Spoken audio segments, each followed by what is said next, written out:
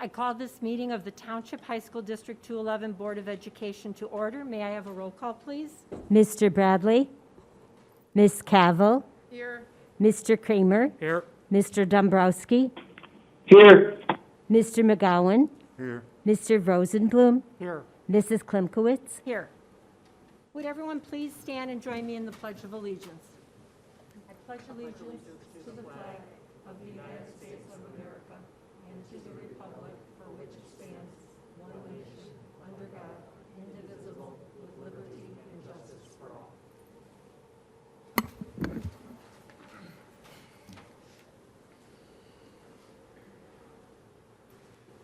Our first item on the agenda is entering closed session. The recommended action is that the board enter closed session to discuss minutes of meetings lawfully closed under the Open Meetings Act, collective negotiation matters between the public body and its employees or their representatives, appointment, employment, compensation, discipline, performance, or dismissal of specific employees, and matter relating to an individual student. May I have a motion, please? So moved. Second. Okay, is there any discussion? Okay, roll call, please. Ms. Cavill? Aye. Mr. Kramer? Aye. Mr. Dombrowski?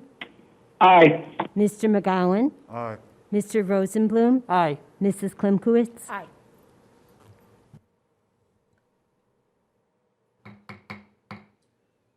The recommended action is that the Board of Education return to open session. May I have a motion, please? So moved. Second. Roll call. Ms. Cavill? Aye. Mr. Kramer? Aye. Mr. Dombrowski? Aye. Mr. McGowan? Aye. Mr. Rosenblum? Aye. Mrs. Klimkowitz? Aye. Would everyone please stand and join me in the Pledge of Allegiance?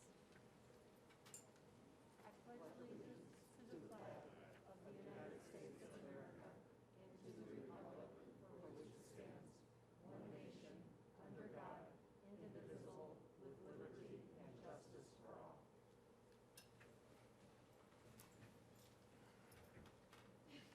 All righty. Thank you. That leads us to our recognitions, and Dr. Small. Thank you. I'd like to introduce Joshua Schumacher, our Assistant Superintendent for Curriculum and Instruction, and he will be joined by President Klimkowitz as we honor our 41 National Merit Scholars tonight.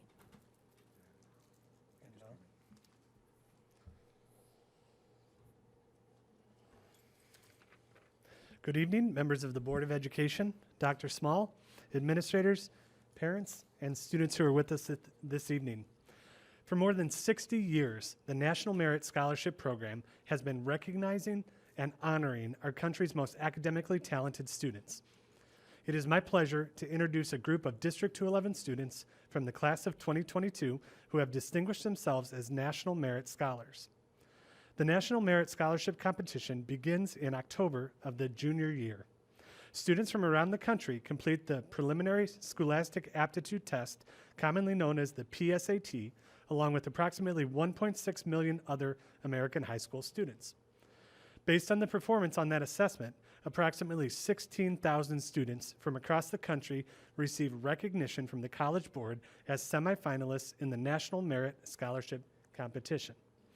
The District 211 students with us this evening qualified as semifinalists and are among the top 1% of all students in the United States. Tonight, we recognize each student's accomplishment by presenting them with the District 211 Robert Creek Excellent Award. This award is named in honor of Robert Creek, who served as a District 211 board member for 20 years, 19 of those years as the board president. Mr. Creek distinguished himself by promoting a consistent vision of student and teacher excellence in District 211. Tonight, we have our board president, Ms. Anna Klimkowitz, joining me at the podium to present the award to these outstanding students. I also ask that the parents of each scholar stand and be recognized as I call your son or daughter to come forward and receive the Robert Creek Medallion. Scholars, when I call your name, please walk over to the podium to Ms. Klimkowitz to receive your medal. As you can imagine, these students are highly involved in our schools and communities. Some students were unable to join us tonight due to other engagements and responsibilities. I am, however, pleased to introduce the following students. First, students from Palatine High School. Alec Lessie.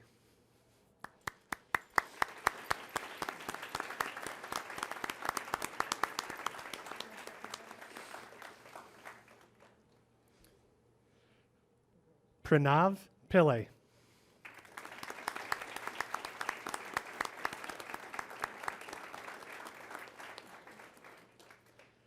Andrew Tobin.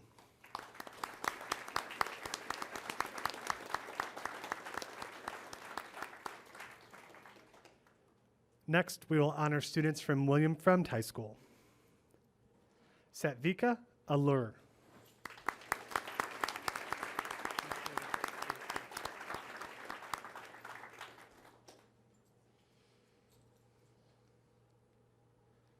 Anika Bansal.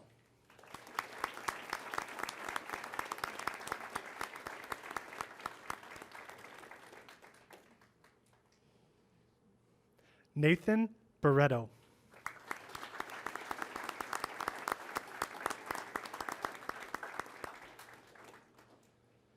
Adit Benor.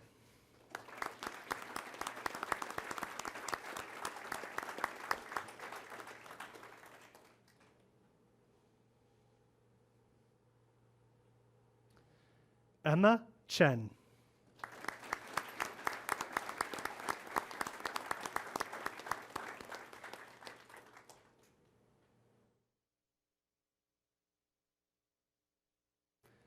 Eric Fay.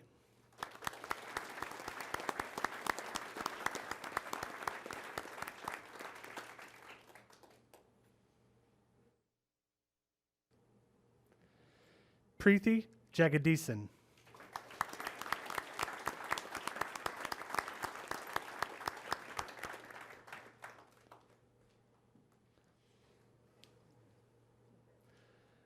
Ziwei Zhang.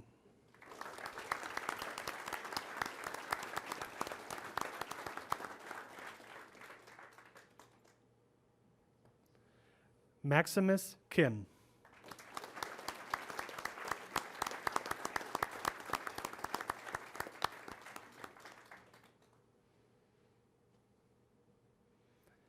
Aaron Kirsten.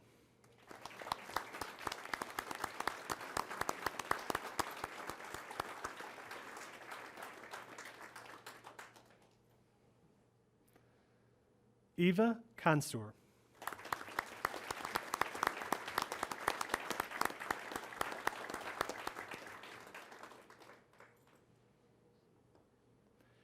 Garrick Kong.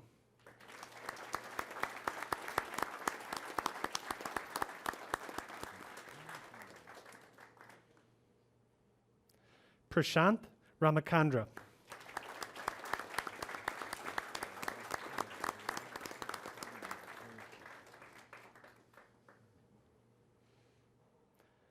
Rohan Roy.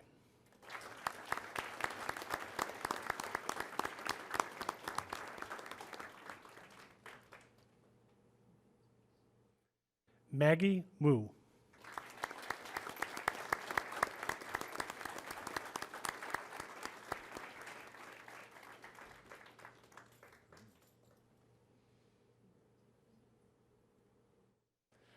Scholars from Conant High School. Ronith Ananandi.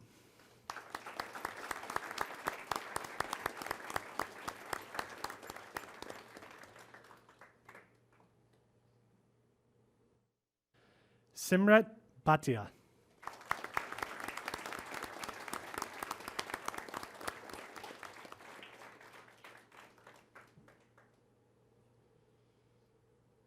Naveda Krishnan.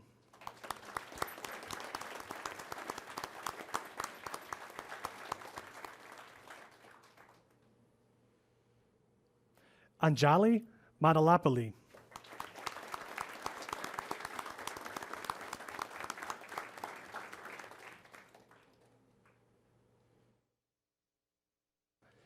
Ashwin Manur.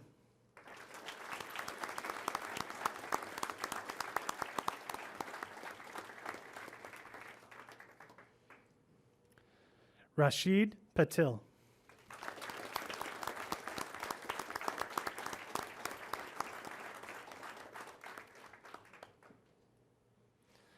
Johanna Shametzi.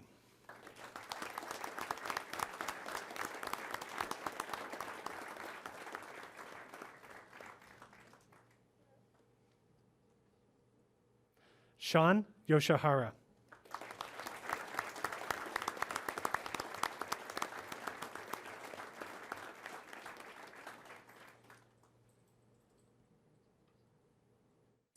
Scholars from Schaumburg High School, Thomas Rafez.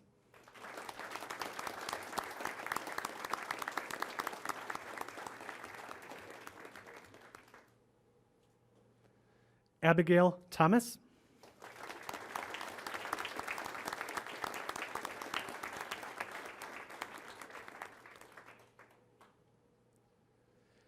Arahe Uday.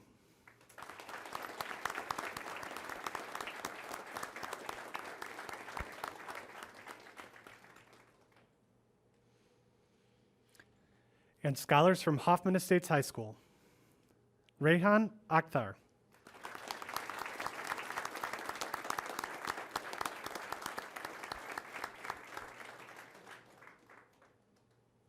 Saj Bhatt.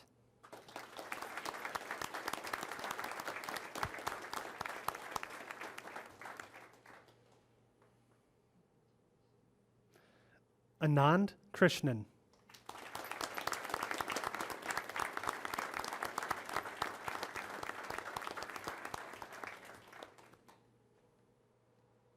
Ayman Zaneb.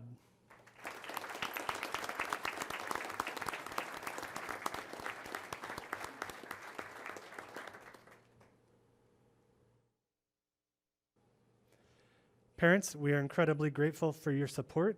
Scholars, we are incredibly proud of your accomplishments. If we could give this group of District 211 scholars one more round of applause, and then you can return to your seats.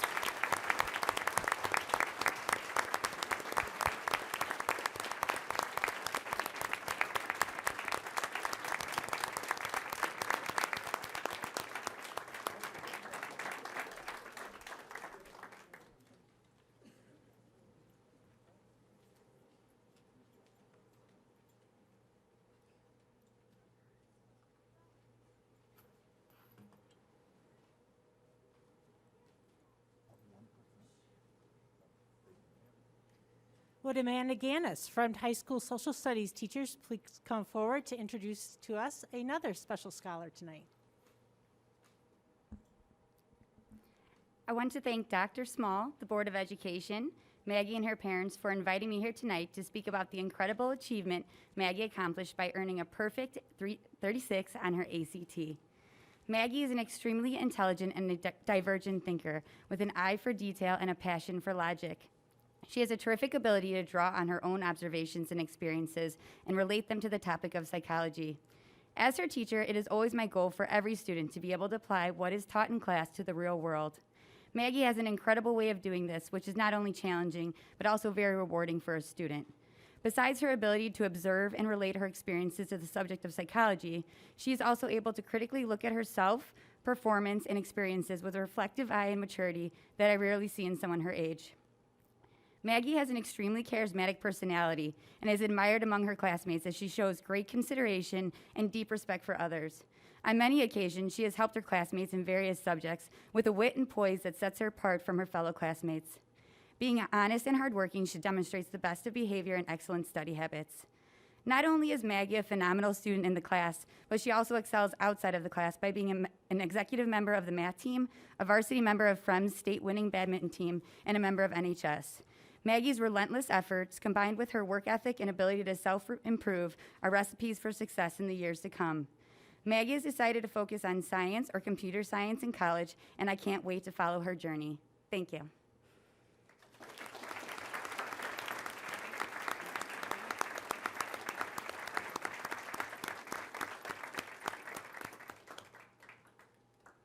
And here comes Maggie.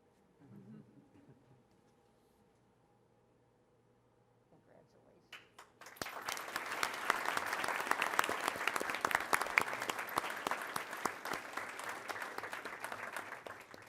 will Mr. Christopher Gattoni please come forward to the podium?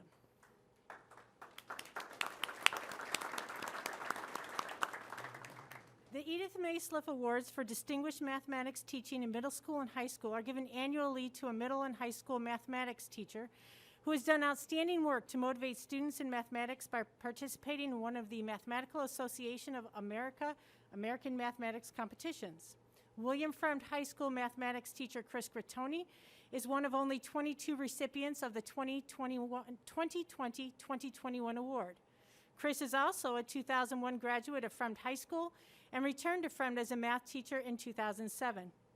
Chris serves as the school's head math team coach and is the SAT prep sponsor. Congratulations, Chris, and thank you for all that you do, not only for our students at Fremd, but in your collections across the district. Congratulations.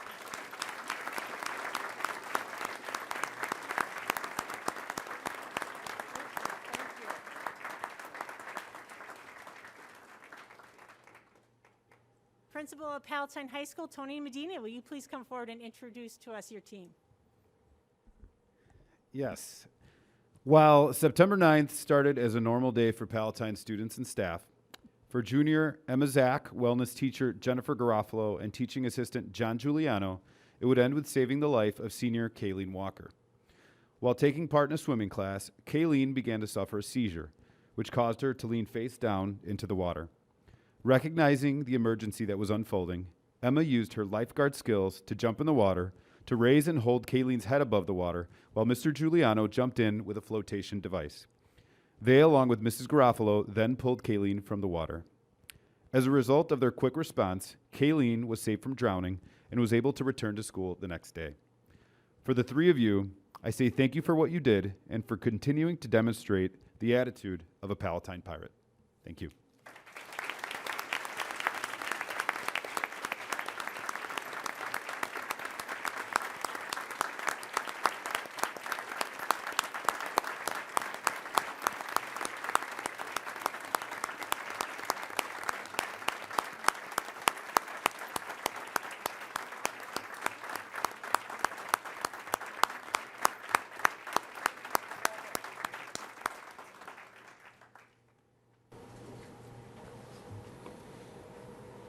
All right. Thank you to everyone. I'd like to thank our students for being resilient, for putting their best foot forward, for working really hard and helping your fellow peers. I think that's amazing. The talent that we have here with our students, you young people are tremendous. And I know that there's going to be great things that you're going to be able to do. And we look forward to hearing about it as you go forward in your academic careers. Thank you to the teachers and the staff. You deserve the recognition that you've received this evening. It's not an easy task. It's hard. These last 15 months have been extremely difficult.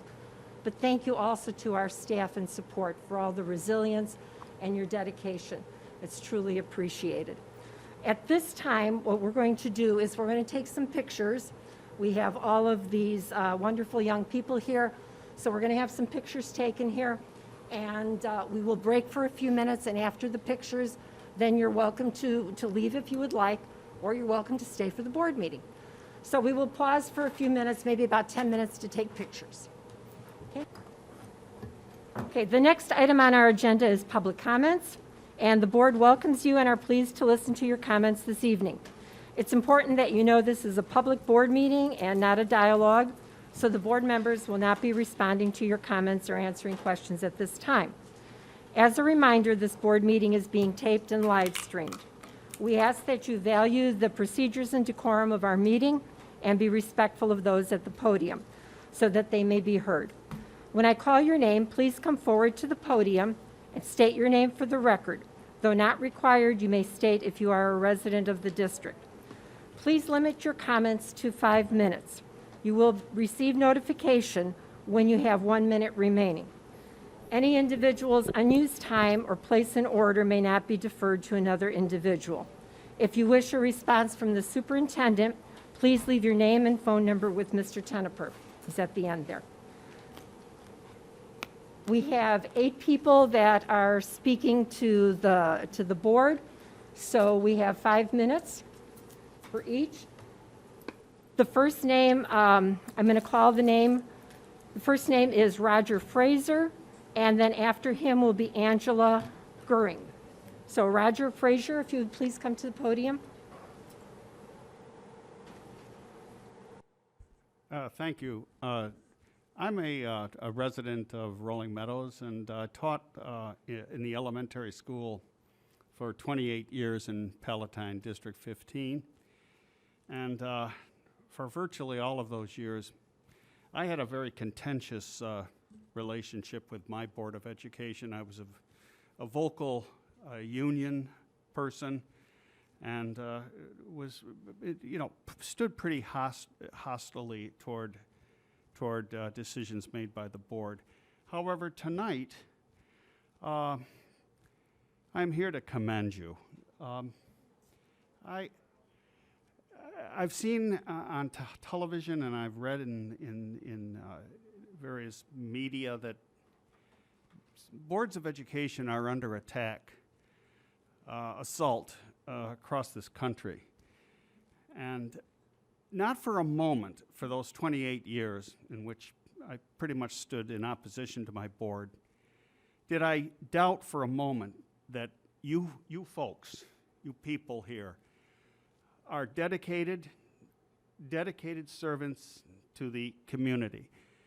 And your work is not just here tonight, one night a month. I know from my experience that you have voluminous material to study, lots of information to read, to listen to absorb before you make decisions. And you have many people, from people you meet in the supermarket to folks, to the superintendent, who are advising you and urging you to support certain positions. And you are not a rubber stamp. You make your own decisions. I was here last to commend you for the decisions you made with respect to transgendered students and the locker rooms. And I was so happy with your standing tall and standing powerfully in defense of that very tiny minority in our school district. And I'm here tonight, again, just in general, to say to you, exercise the same courage and in these times when you may be about to struggle against elements in our community that are really reactionary and dangerous, because they want to control and change direct curriculum and they do not like the diversity that we just saw here a few moments ago being demonstrated, with respect to National Honor Merit scholars. They don't like it. And the fact that you folks are here today representing a school district that likes diversity, approves of diversity both in your student body and in your faculty, says a lot about you. I'll stop there except to say that I have carried a sign in demonstrations for Black Lives Matter and immigrant rights for the last 5 years. And it's relevant to you and to what we're about tonight. It says, it's very simple, and I'll stop after that. It says, we belong, it says, you belong, we belong, stand strong. Gets a lot of support, a lot of approval, a lot of smiles, and so I leave you with that message. Thank you again for your public dedication and work. Thank you. Angela Gearing, followed by Tom Dempsey.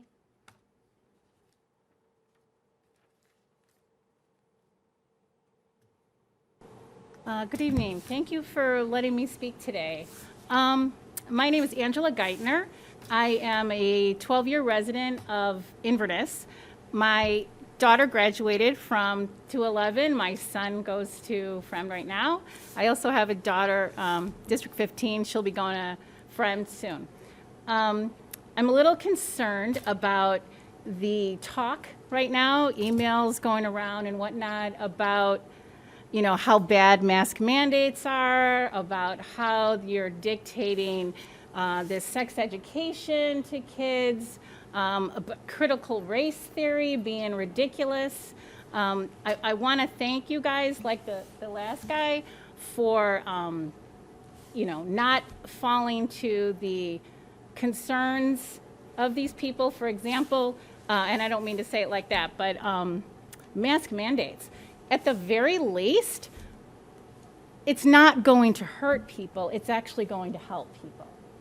So why is it so bad to let them do it? It's not hurting these children. There's study after study that says it's not. And if it's going to help one person, then why isn't it worth it? I myself am immunocompromised. I know many people that have other issues. If my child goes to school and brings it home, I could die. They may not have a single symptom, but I'm the one that's going to get sick and die and leave my 3 children without a mother. So at the very least, let these kids continue wearing these masks if it's going to save a life. I don't even understand of these people filing lawsuits. The government has the right to dictate public policy, period. So they tell you you have to wear seatbelts. They tell you that your child has to be in a car seat. I don't understand why they think this is any different. The same with vaccinations. They make us get our children all kinds of vaccinations before we're allowed to go to school. Why is this any different? Why would people say that you're not allowed to tell me that my child should have to have a vaccination? I have to get them rubella, I have to get them chickenpox, whatever the case may be. So that's kind of a ridiculous argument too. The fact that critical race theory being considered a bad topic to teach your children in school personally insults me. This day and age, nobody's suggesting that anybody in this room had anything to do with the history of what happened to people. But it's history. Why do you not want people to learn about it? And the theory that it's causing strife between the races.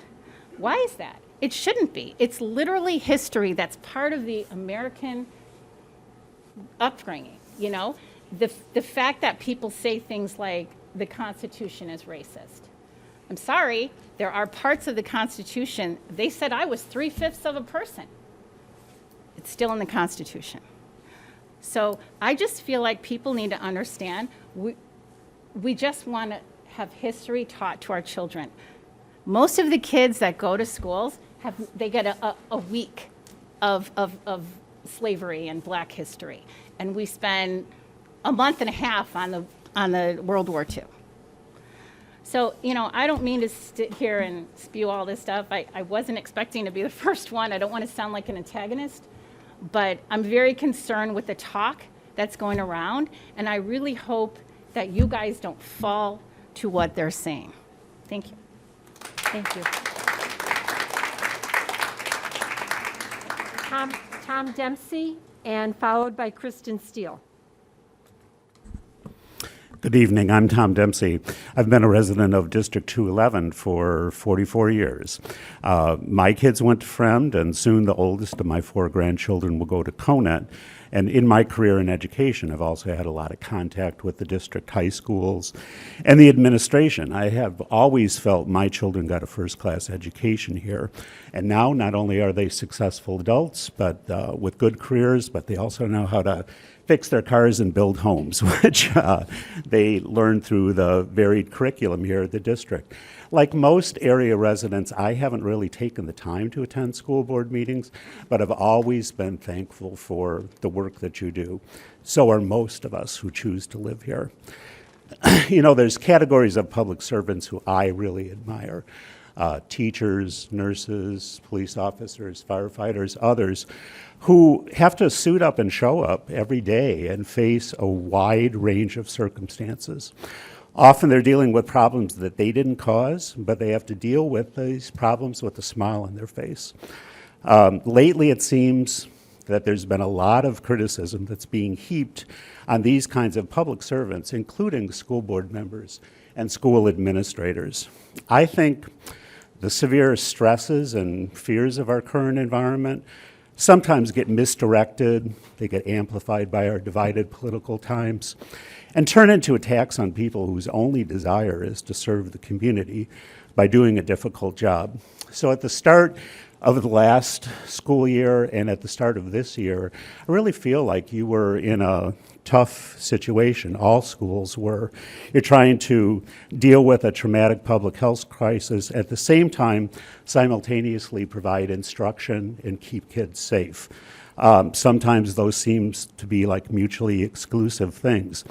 Educators didn't control the state or the federal responses or the lack of responses, but educators had to deal with the fallout nonetheless. So over the past 20 months, with government guidance changing almost daily, you've been kind of in a damned if you do, damned if you don't situation, which I think many of us recognize the challenges.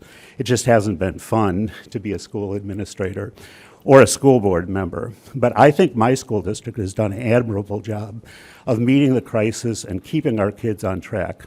And hopefully we can start putting some of this behind us. So I'm thankful for everyone working on our behalf, especially for volunteer school board members.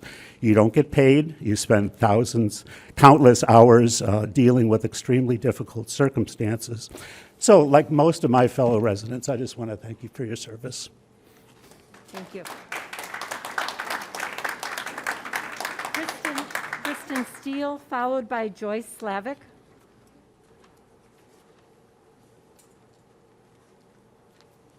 Okay, that's not Kristen Steele. I That's know. okay.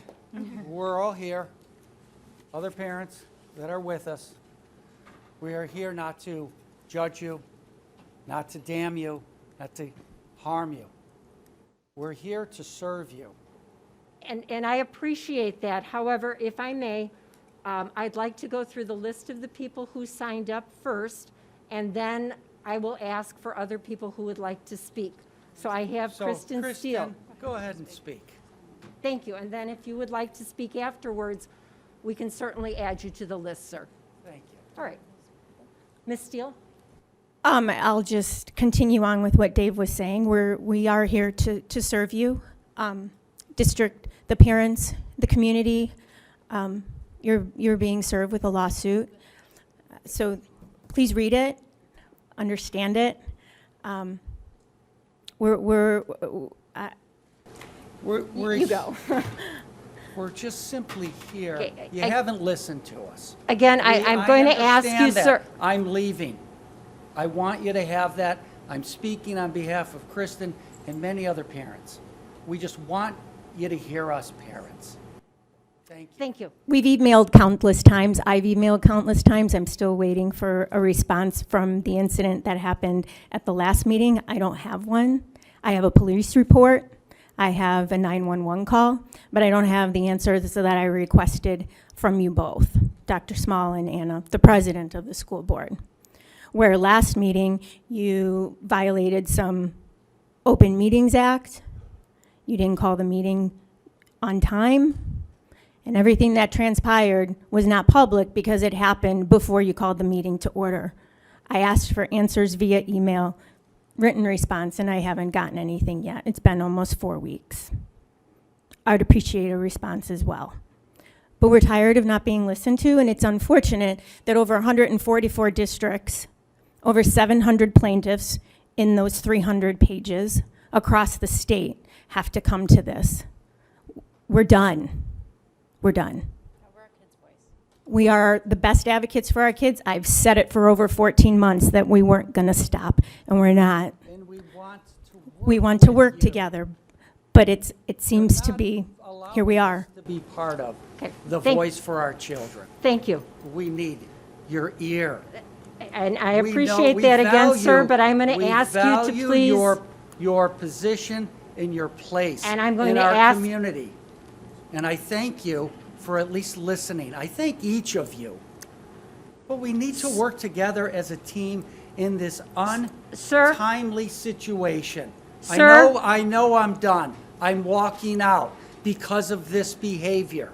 You won't listen. I'm with this gal. I'm using her time. It's okay. Sir, It's okay.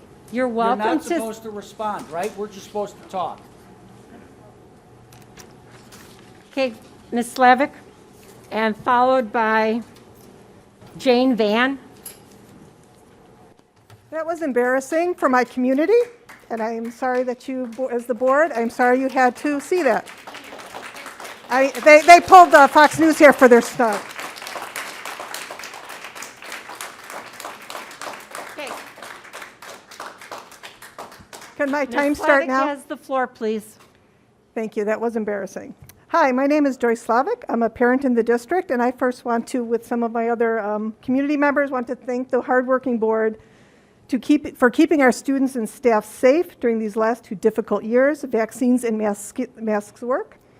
But I'm here tonight to talk about the IASB gun-related resolutions that will be voted on at the November convention.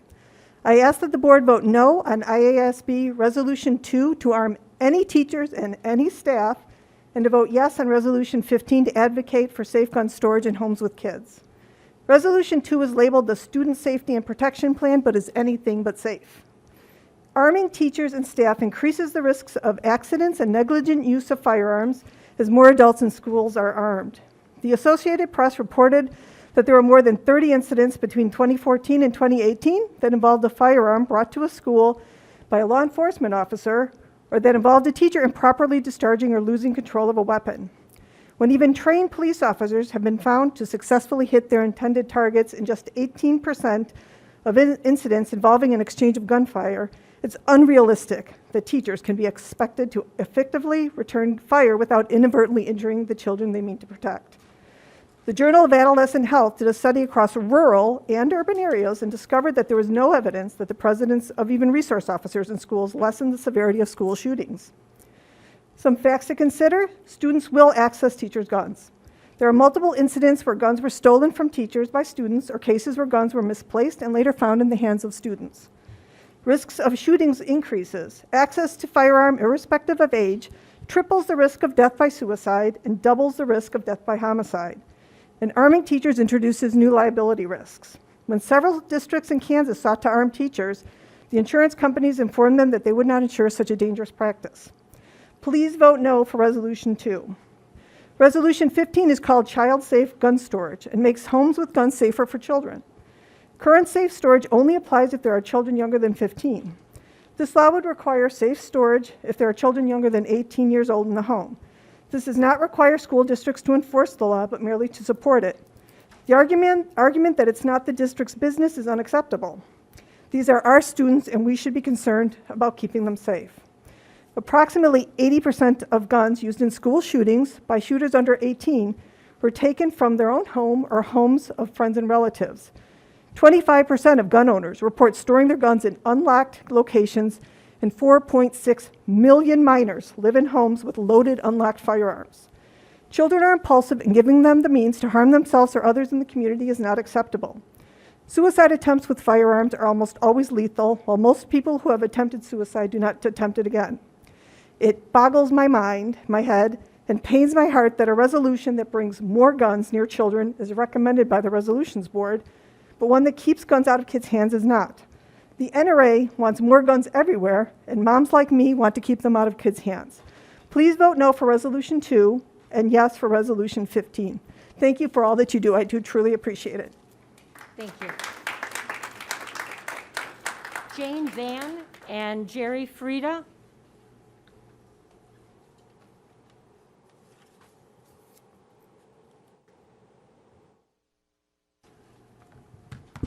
Well, first, I wish the people that spoke, 2 people before me, were still here, because I have something that addresses them. But of course, they didn't want to hear it. Today, I read that a large group of parents, 700 plus, from all over our state have filed a lawsuit against the Illinois Board of Health, the Illinois Board of Education, Governor Pritzker, and over 100 school districts regarding mask mandates in our schools, District 211 being one of those districts. I've spoken before D211 and D15 boards many times, each time trying to be diplomatic and non-emotional with my words. No longer. The emotions are coming out. I am sick and tired of this right-wing, self-righteous bullies trying to force themselves on our community and country. They are now causing our school districts to waste money on lawyers over a non-issue. Wearing a mask has absolutely no effect on a child unless a parent pounds into that child's brain how terrible these masks are. What child has ever been traumatized being forced to wear shoes in a public environment? None. There is no difference. These same parents will be the first to scream when their property taxes go up. Think of how these lawyer fees could be used in our classrooms. These ultra-conservative people come before school boards continuously all across our country, proclaiming to represent others in their community or state. I stand here tonight to simply say they don't represent me in any way. There are many more like me who, for whatever reason, are in fear of speaking in a public forum. There are many more who believe in science and doing what is best for the community rather than taking a self-centered approach to life. The people who filed this lawsuit are politicizing what should be a simple scientific concern. COVID-19 is a worldwide problem. This is a medical emergency, not a United States political issue. Wearing a mask to slow the transmission is a simple, non-traumatic method of community action. This lawsuit simply points out again how some in our community think of no one but themselves. I want you, the board members, to know that these anti-mask, anti-vax, anti-science people do not speak for the majority of our community, state, or country. Thank you. Jerry Frieda, followed by Eric Allen. My name is Jerry Frieda. I've been a resident in the district for 38 years.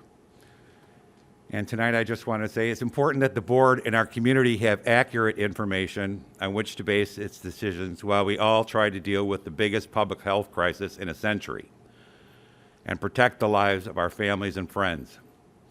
At your last two meetings, there was some dangerous disinformation spread here by those opposed to masking in the district school.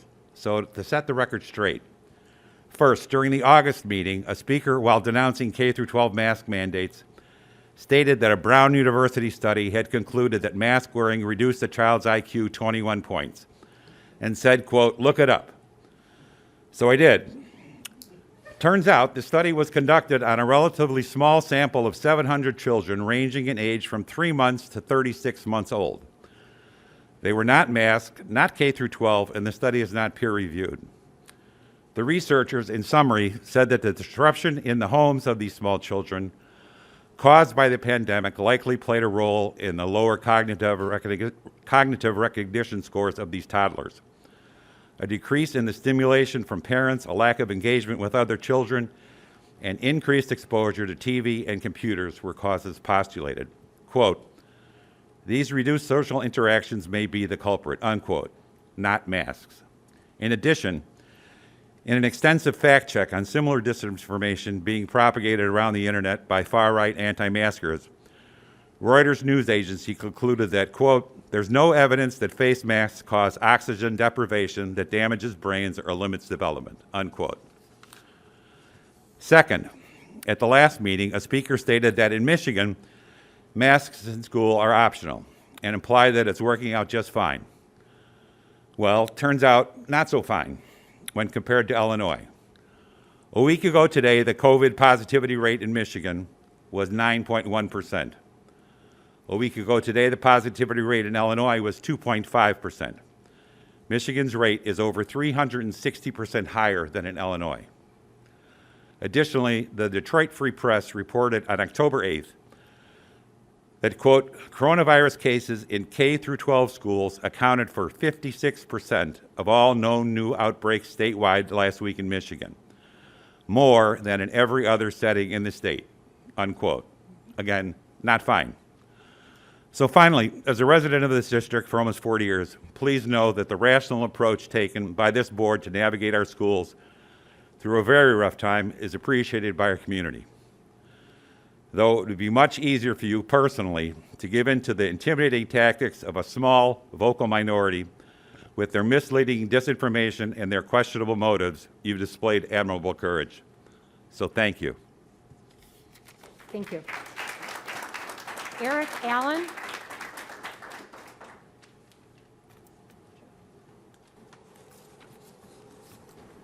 Hi, my name's Eric Allen. I've been a resident of the district for 20 years, and I have two daughters attending Frem High School.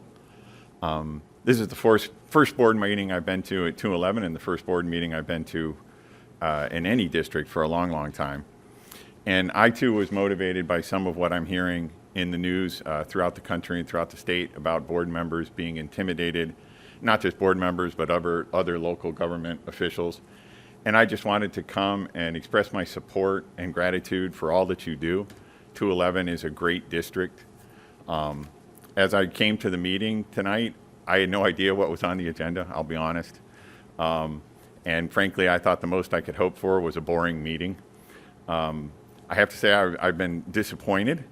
Not so much that it was the type of fireworks that the news talks about, but my prior speakers who followed the rules, I really appreciated their thoughtful comments, and I support everything they said. But to me, the most exciting thing, the biggest reason this wasn't boring was the recognition at the beginning. Oh my gosh, those National Merit Scholars, the other scholars who were honored, the thoughtful, caring teachers who were honored. It all goes to represent what an amazing district 211 is and what an amazing job the board is doing, as well as all the staff for 211. That's all I have to say. Thank you. Thank you very much. I know that I had indicated that the board does not respond or, get into a dialogue, but I really think that that's important, that the president needs to address the comments made by Ms. Steele. Our prior board meeting, we were not able to start on time. We did have a quorum. However, we had people in the audience that refused to wear a mask, and we need to follow the law as it is. Our administrators had to deal with those individuals. There was, as people take sides, there was discussion back and forth. Our administrators were dealing with the individuals. They weren't able to be at the board table to start at the right time. We had to wait. We did not have police presence at the time, and we could not physically escort someone out. That's why the police had to be called. So therefore, we couldn't start the meeting because it would not be proper to be starting the meeting with our administrators dealing with the audience. So I just want to put that into the context of what transpired, and I want to be able to move forward. We had a young man that was videotaping. We had a variety of things going on. And we did the best that we could. We waited till everyone was available, and we began the meeting. So I thank you very much. With that, I'd like to move on to our presentations, and our next item is the strategic planning process.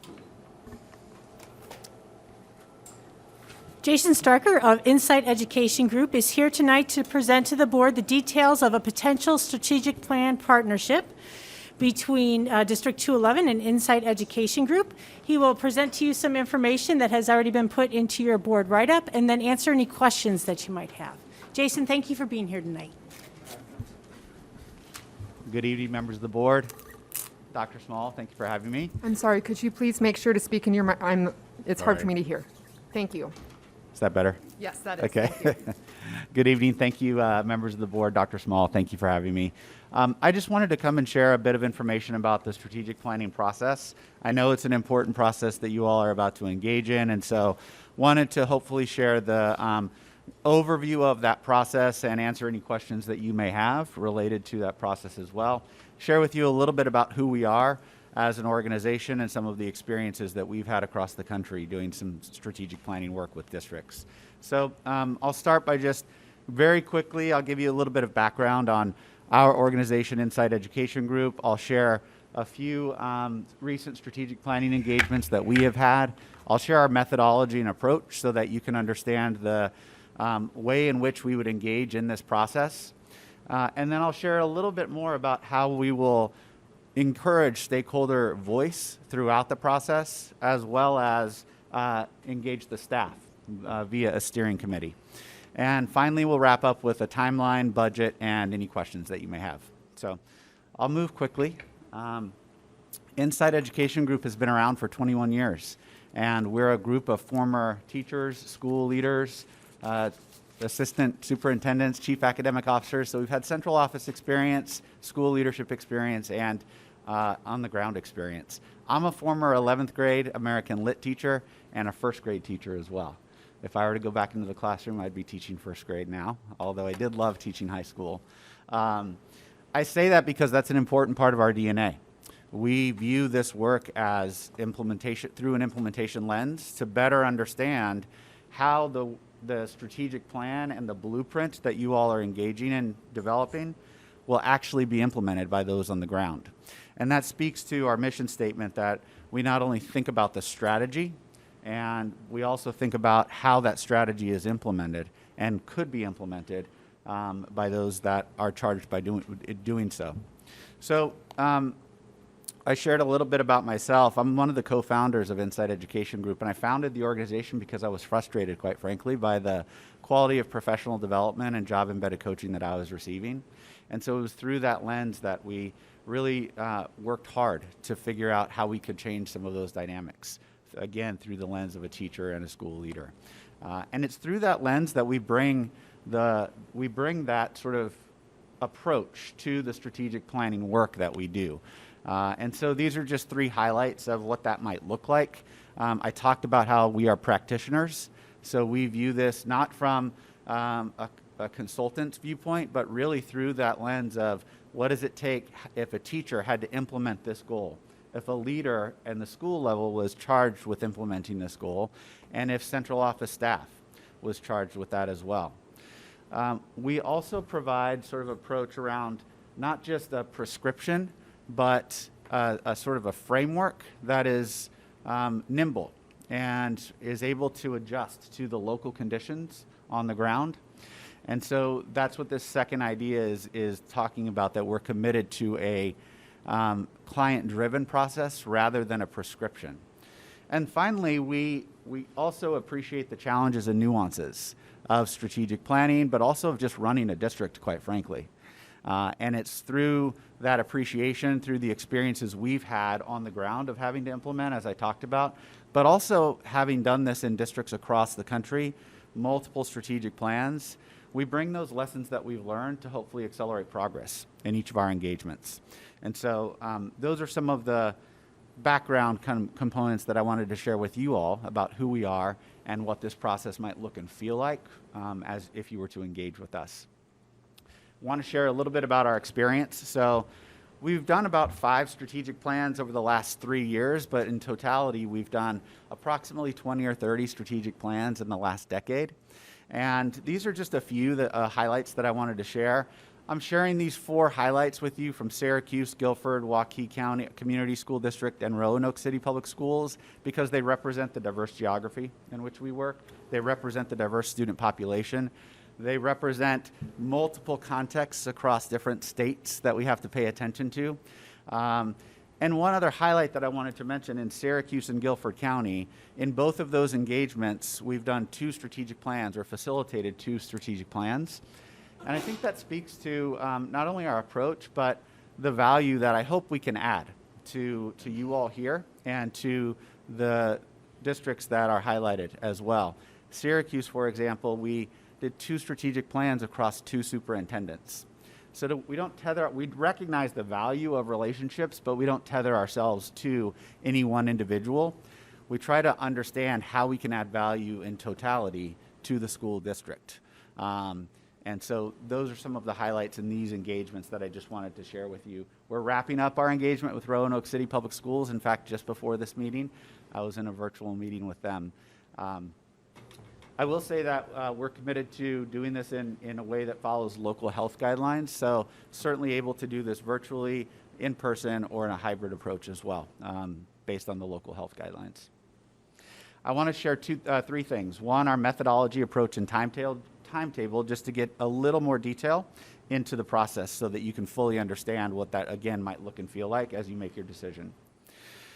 We use this general framework, and you can see that it is a general framework that includes the components of a strategic plan, ranging from the mission and vision to the core beliefs. These are the foundation of any strategic plan. They represent the DNA of the district. We make sort of no prescription or assumptions about whether or not these components of your strategic plan should be changed, but we are open to that if you so choose to open up the mission, vision, core beliefs at this moment based on what you've learned over time. You can see some of the other key components here around a theory of action, priorities, measurable goals. Those are all key components that, again, collectively with the community, we spend a great deal of time trying to get right so that the initiatives and action steps that school leaders, that district office staff are aligning to, they're aligning those sort of action steps and initiatives to your priorities and measurable goals. We want to spend a good deal of time hearing the voice from the school board, from the community, from staff about sort of the key foundational components of any strategic plan so that the initiatives and action steps are much more aligned and likely to be successful and implementable. The other thing that I want to point out about this framework is the implementation and monitoring arrow across the bottom. So one of the key things that we ask is what data infrastructure does the district have in order to support the goals? And the data infrastructure that you have in order to support the progress monitoring of those goals. And we ask that at the beginning of the engagement so that we don't set ourselves up for failure in terms of having to monitor something that we simply don't have the capacity to do. Or if it's that important to monitor, are we willing to make the investment in doing so? So it's that, I think, slightly unique approach from a traditional sort of strategic planning sort of approach that we take and we value. I want to share the 3 stages. So that framework, again, would translate into 3 phases. There's a pre-work phase, a design phase, and an implementation phase. The pre-work phase is really guided by a steering committee. And the steering committee is formed through a dialogue with you all, with staff, and with the board to better understand who are the cross-section of stakeholders that should be represented in developing this blueprint. We have some recommendations that we can share based on some best practices, and I'll do so in just a few moments. The other thing we do in the pre-work phase is we do a deep dive on your data. All of the strategic plans that we engage in are very data-driven to better understand what your current successes are. The other thing I would point out about that data is we look for assets. What are the assets that and things that you all are currently doing that we can scale so that we don't just have pockets of excellence, but that you have excellence across the entire district. That's part of the data analysis. Of course, the other part of the data analysis is to identify areas for growth. So we do that through some quantitative and qualitative data analysis. We ask, why are we getting the results we're getting through a root cause analysis?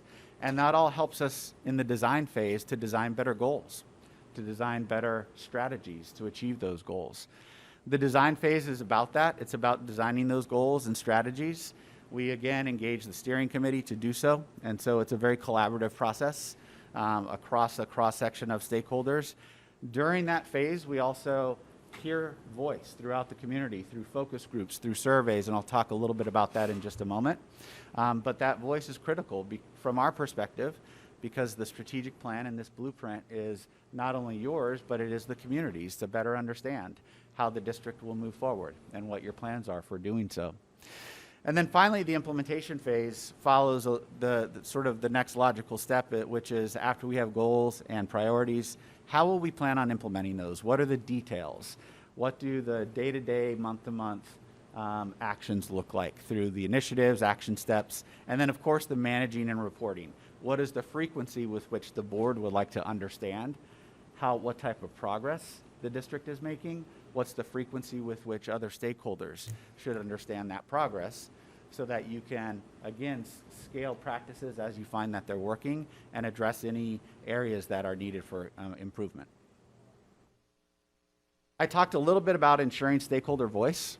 We do that through a number of ways. So you see on the left-hand column here, we like to talk to as many folks as possible, students, families, business owners in the community, how we can link arms with those business owners, teachers, school leaders, district staff, and we do that in a number of ways. I mentioned focus groups earlier.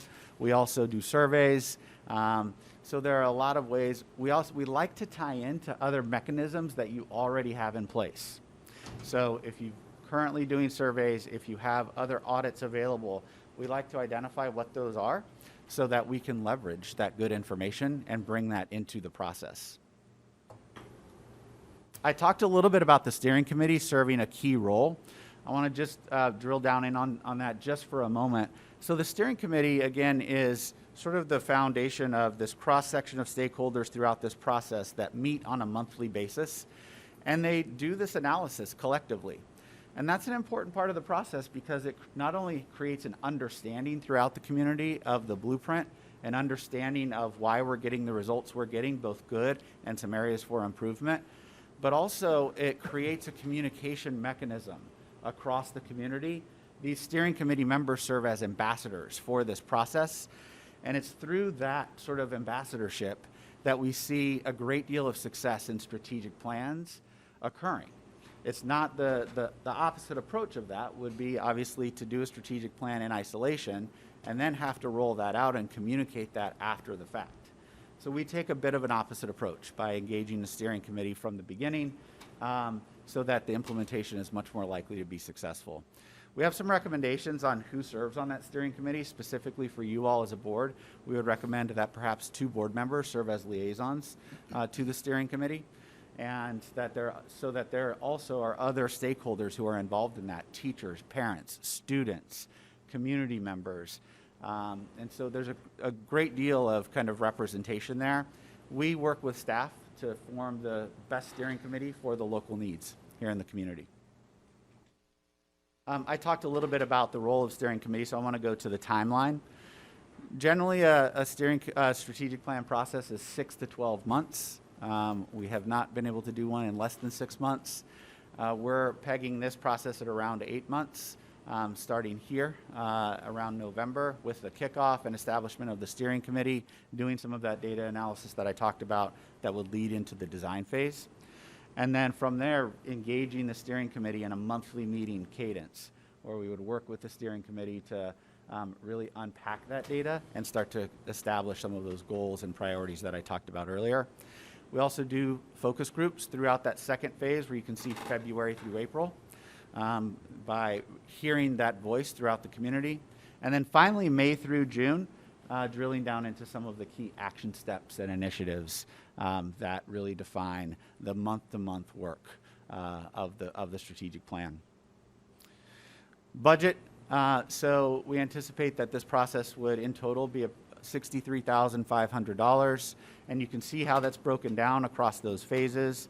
So $12,500 for phase 1, $30,000 for phase 2, which is really the bulk of where that work happens with the steering committee, the focus groups, et cetera.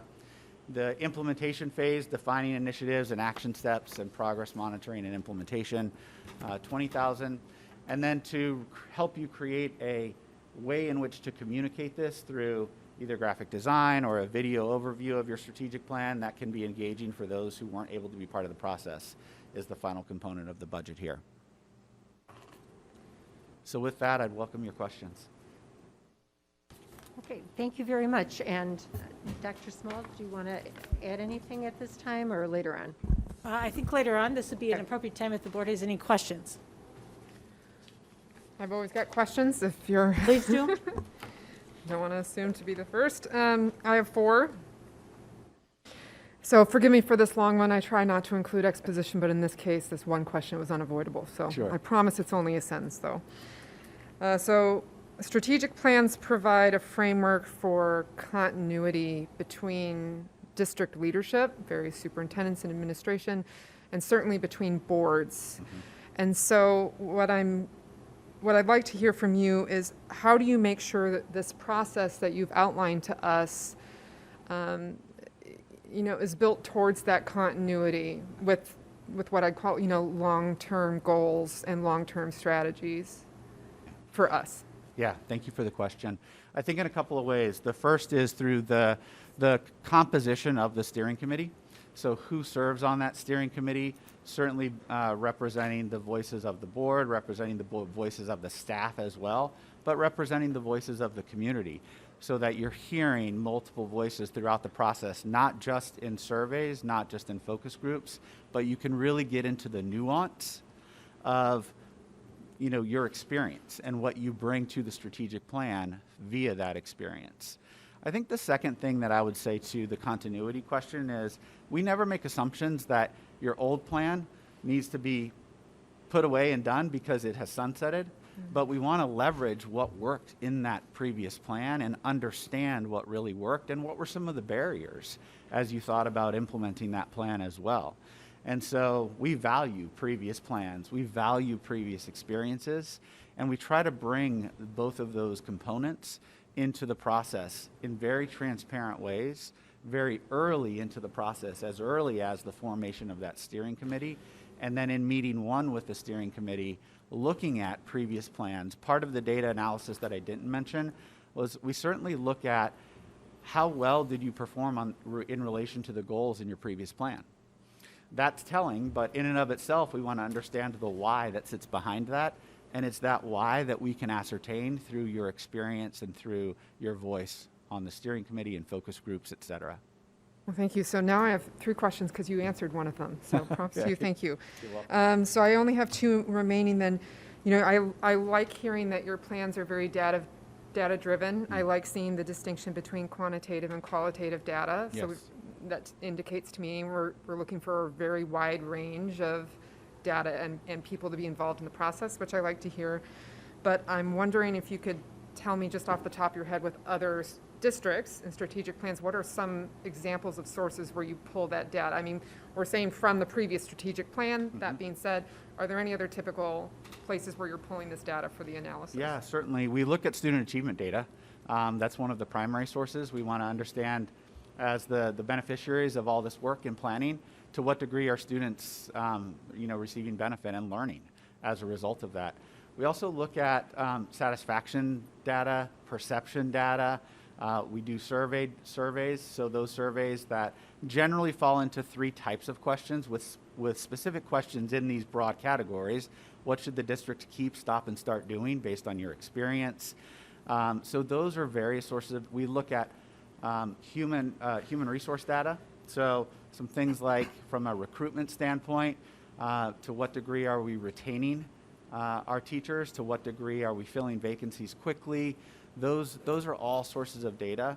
One of the things that we would do in our first implementation meeting is ask, what sources of data, beyond some of those recommendations from our experience, are important to you based on your local context? Okay, great. And, this is I'm sure other people have this question too. Based on prior experience with prior districts, what are typical ways that steering committee members are identified. You know, we live in a big community, and you can see just from tonight, we've got a lot of diverse voices that live here. Absolutely. So, you know, and it sounds like who's on this steering committee has a big impact on this overall process. So it sounds like that's really important. Can you tell me more about how people are typically identified for those positions? Sure.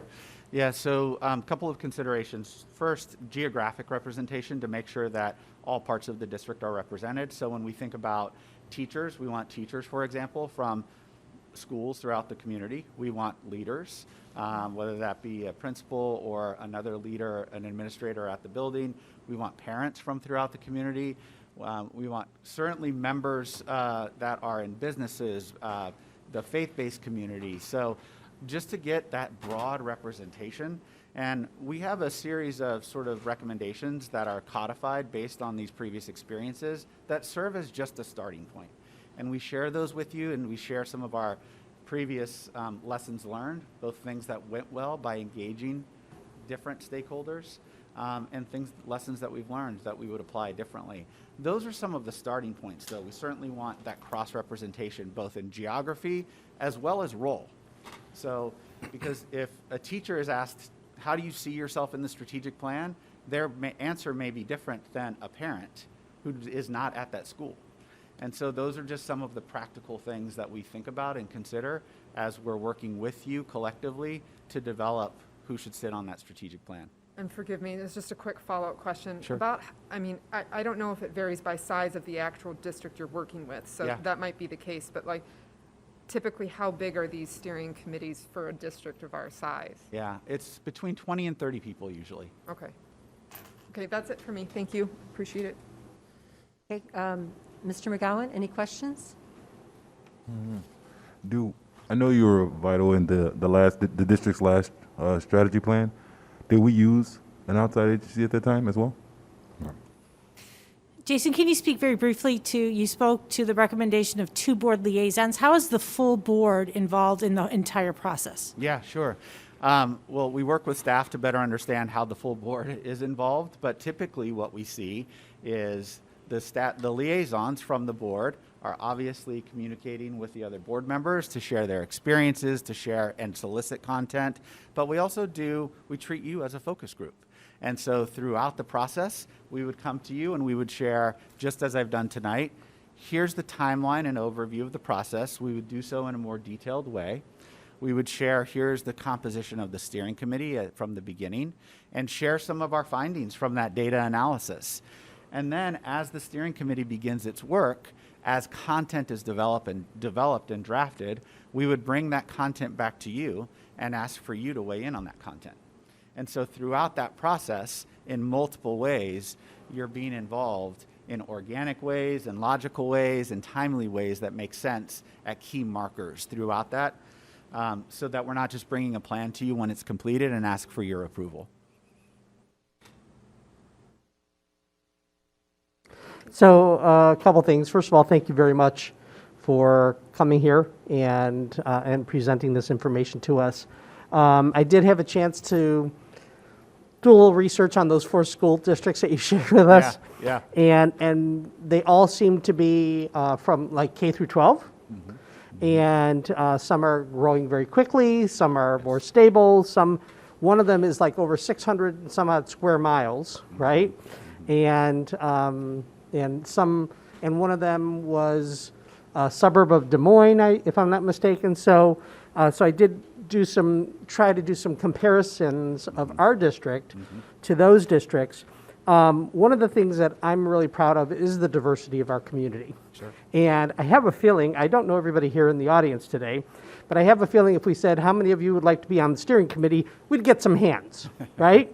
Can almost guarantee that some people out there would like to be a part of that. One thing I want to ask you about is, obviously we want the best strategic plan in support of our kids, our district staff, and the community at large, in no particular order. But I'd like to learn any challenges that you may either foresee from what you know about our district and the dynamics of the stakeholders involved, as well as any challenges that you may have experienced working with other school districts that would need to be addressed. Yeah, certainly. I think the biggest challenge that we just need to name is the one that we're dealing with in this pandemic, related specifically to learning loss or opportunities for students to be in front of instructors on a day-to-day basis. And that has permeated every strategic plan that we've done over the last 2 years for all of the obvious reasons. And so trying to understand then, how do we address that in positive, proactive ways? And how do we start to accelerate the learning of students rather than just create interventions that incrementally create sort of additional learning for students? Because we know from national research and from the experience in those districts that I shared with you, that learning loss is significant. And I think that that loss is felt in every district that I have worked with over the last 2 years. We've worked hard not only in our strategic plans, but also in developing plans to address very specific components of learning loss in mathematics, in reading and language arts, but also in an interdisciplinary way, and connecting engagement strategies for students to figure out how do we create the level of acceleration that is required. And much of that which we've learned is via the paying attention more closely now than ever to the mental health and social emotional learning components that not only students but staff need to attend to on a day-to-day basis, and just their needs that they have. There's a lot of trauma in every community, and it looks different, not only in each community, but across a community, uniquely at different geographies throughout the community.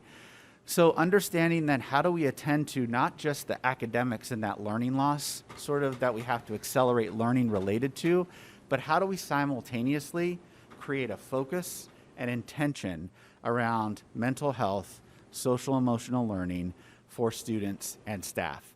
I think over the last 2 years, that's the biggest lesson that we've learned, and quite frankly, the biggest barrier or challenge that we've had to really address as well.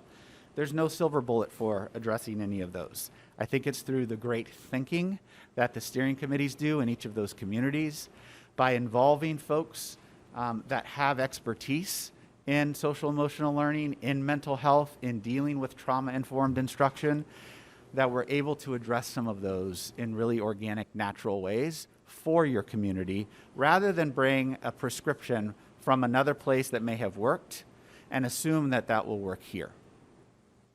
Well, I will tell you, you're speaking our language, because we have these discussions on a regular basis within this school district on all of those very important challenges that we're experiencing as a result of the times that we're facing right now. One thing that's very important to me is transparency and communication, not just to this Board of Education, but to our community.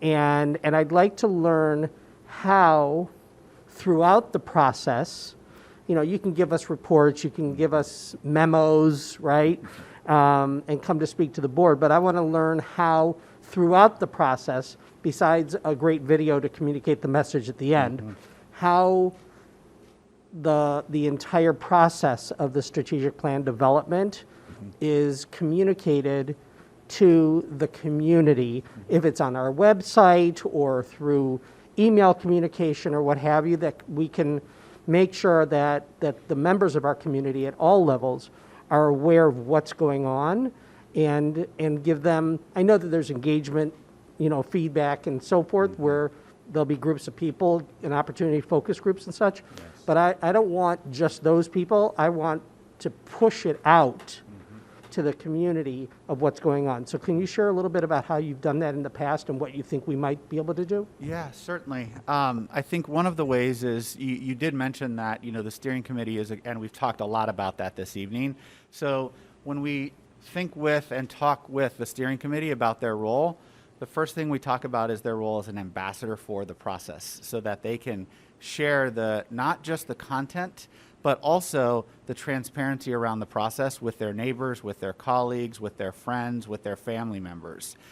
And so we spend a good deal of time in the very beginning of this engagement thinking and working with the steering committee on understanding the process and answering those questions. We do the same in focus groups. So those focus groups that I mentioned, we talk very deliberately about that arrow graphic that I showed in this presentation this evening, about the timeline, and about the types of sort of voice that we're hoping to get. And we ask then in each focus group, who else should we be speaking with? And in what other forums can we engage with them? So those are some of the concrete ways that we try to communicate the process itself. In focus groups, we don't just ask questions of what do you think the district is really particularly strong at, what should they improve on, but we always start with an overview of that process, and where the intentionality around asking them to share that process is front and center. And then the intentionality of the question, who else could we talk to and should we talk to, is also really important to address your specific question. I think the other thing that I would just ask, and I'd hope to learn more about this as we engage in the process with you, is what other assets do you have that we could leverage? Could we speak could we create some collateral for principals to share this at their staff meetings? Could we do at a regularly scheduled professional development, administrator, teacher, whatever it may be? Can we do a short overview of the process in those forums so that we're transparent about the process? And maybe at the end of those sessions, we're asking, when can we hear from you? What are some natural ways in which we can engage you all as stakeholders as well? So I think there are a number of ways to do it. I wouldn't presume that any of those that I shared would work perfectly here, but I think those are some of the experiences that we've had, and would want to just better have a conversation with you about some of the assets that you have in order to communicate that process very transparently. Great. I think that's it for right now. Thank you. Mr. Kramer? Yeah, invite your attention to slide 9 and 13. They're related.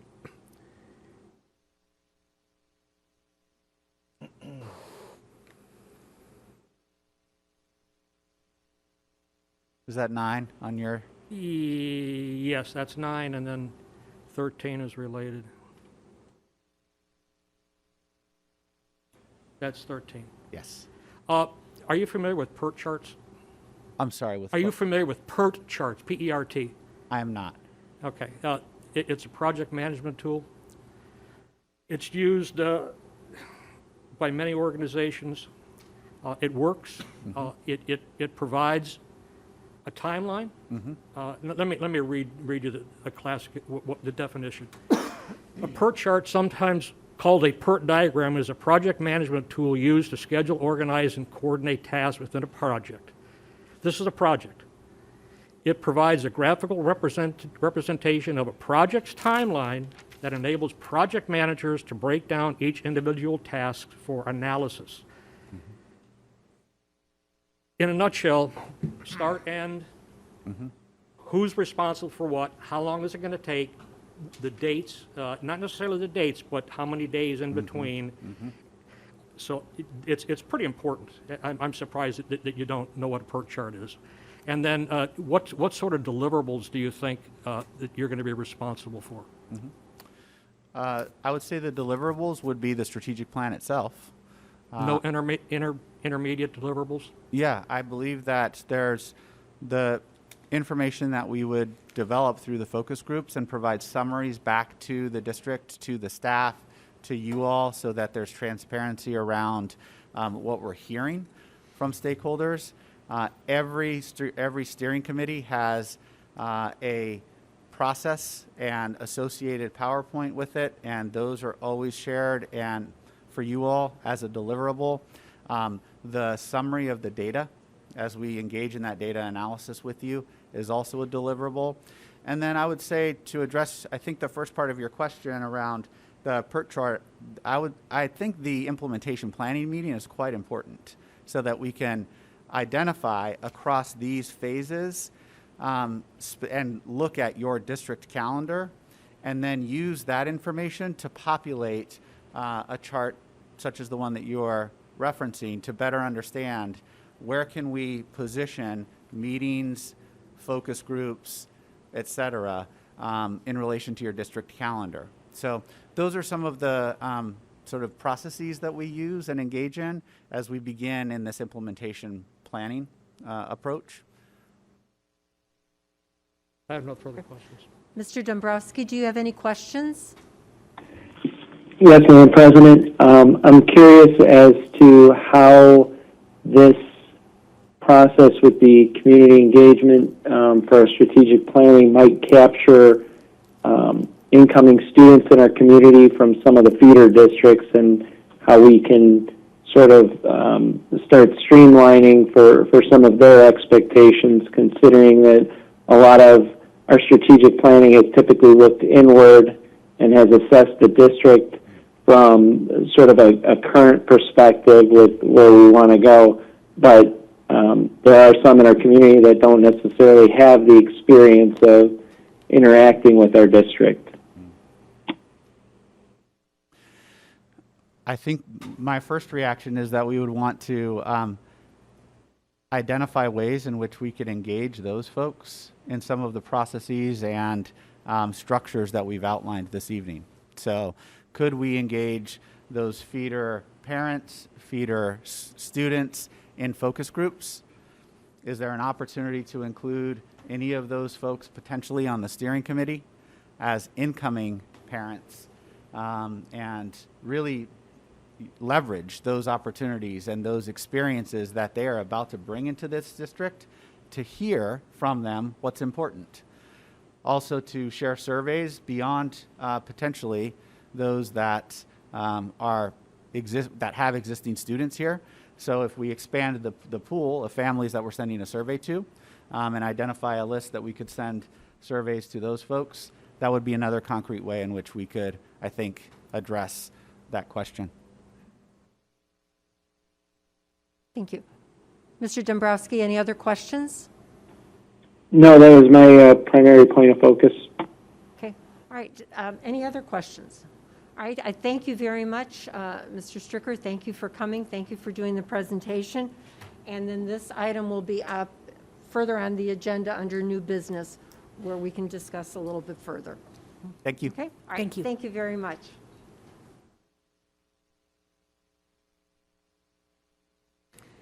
Okay, our next item on the agenda is the tax levy. So we were going to have a presentation on the tax levy. As Lauren and Barb come forth and we switch over our presentation setup, the long-term financial forecast will be presented tonight with the most current financial assumptions. The levy amount, which needs to be determined at the November 11th board meeting, will represent the majority of the FY23's fiscal revenue, but will most also directly impact each year of the long-range financial forecast. Therefore, in tonight's presentation, the projected impact on future years is presented on the decisions of the levy amount. As our reserve gets closer to the 33% minimum, it is important to see how immediate decisions potentially affect the future stability of the district and continue to offer quality programs as expected and capital projects as planned without debt. Tonight's levy amount recommendation will include the levy limitation of 1.4% plus new property growth of 0.2%. This recommendation allows for the continued high-quality educational program, long-term financial stability of future students, employees, and community members without the need to add additional tax burden through a debt levy. This plan includes funding for planned financial and life safety projects, again, without incurring additional debt. Lauren Hummel, Chief Operating Officer, and Barb Peterson, Controller and Treasurer, will present the details behind this recommendation. Thank you.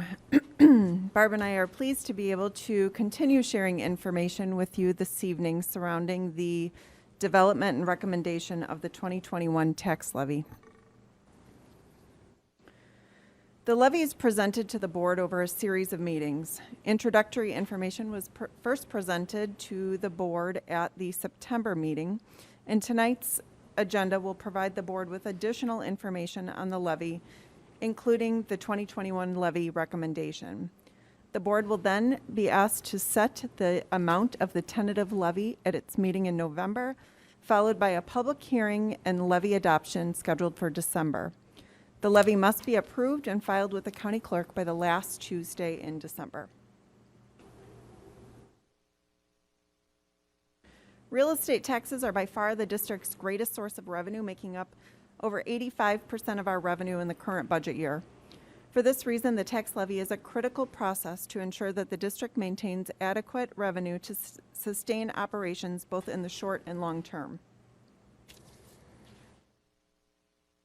The levy process in Cook County and many other counties across the state are subject to the Property Tax Extension Limitation Law, which is often referred to as PTEL or the tax cap.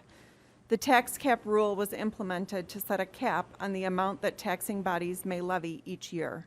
This cap is equal to the amount of the Consumer Price Index for urban consumers, or CPIU, from the prior year.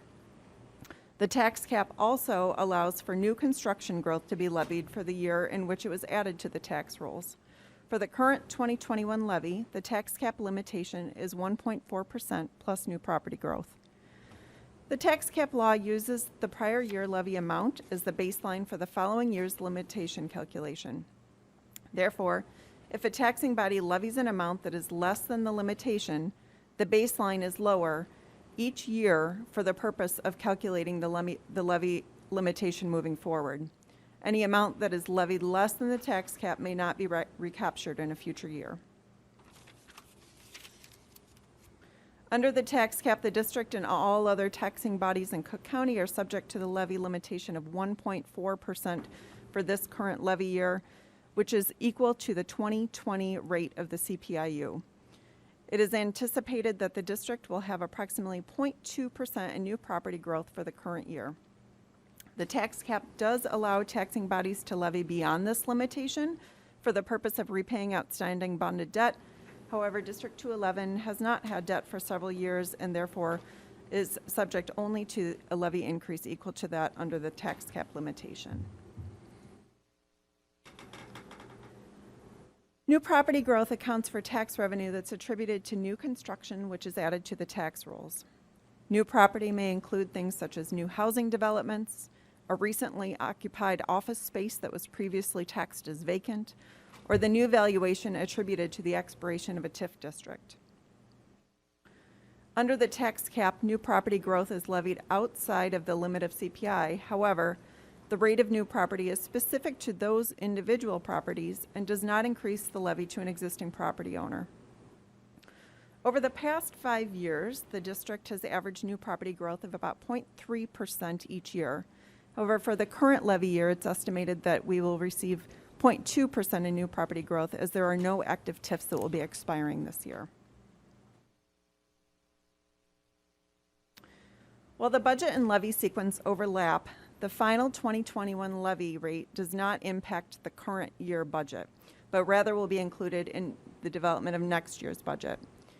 As illustrated on this slide, the 2020 CPI sets the limit for the 2021 levy, which will impact the 22-23 budget. The sequence of years 2021, 22, 23 is a helpful pattern to reference when considering the various components driving the levy and budget process. It is our recommendation to file the 2021 levy at the full PTEL estimated amount of $245 million. This is a 1.4% increase to existing taxpayers with an estimated additional revenue of 0.2% in new properties coming onto our tax rolls. This new property growth is only available for capture in the year it becomes available and does not impact the existing homeowner. We have kept the distribution of the levy amount among the funds consistent with last year's levy.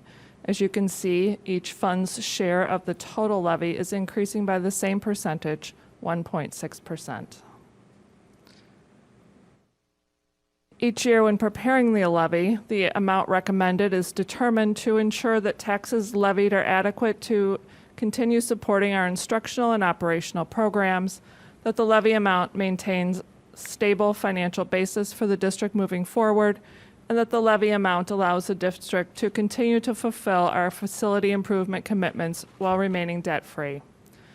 Under the PTEL limitation of the 2021 levy, these priorities may be accomplished at our levy amount that equates to less than a $4 per month increase to the average homeowner in our community. This list of projects that we share with you compiles the priorities that were identified in our current strategic plan that have not yet been completed. It consists of locker rooms and washroom renovations, a kitchen remodel, significant roof and mechanical replacement to our aging buildings, and more. Although dollar estimates are not included, this list totals tens of millions of dollars of repairs and renovations. We plan to fund these projects over the next several years through our annual operating budgets and reserves, remaining debt-free. The levy amount that we have recommended will allow us to continue funding our district's capital improvement priorities, all through an increase to the levy limited to the amount of the cost of living increase each year. Any change to this financial plan can inhibit our ability to fulfill this commitment. It is common that we hear questions pertaining to how the district's tax levy impacts the local property tax bills. There are 5 variables that impact a property tax bill, and it is common for property tax bills to change at disproportionate rates from the amount limited under the tax cap, and oftentimes even disproportionately from one's neighbor. Of the 5 components, only the tax rate is influenced by the local taxing body. The remaining 4 factors are controlled by outside agencies, including Cook County Assessor, Illinois Department of Revenue, and the Cook County Treasurer. Your takeaway here is that tax bills are very complicated and that the district does not control them. Individual tax bills can fluctuate up or down based upon many factors outside of the district, such as property values, TIFs, and exemptions. While the district levies a determined amount each year, we do not receive the full amount of property taxes that are levied.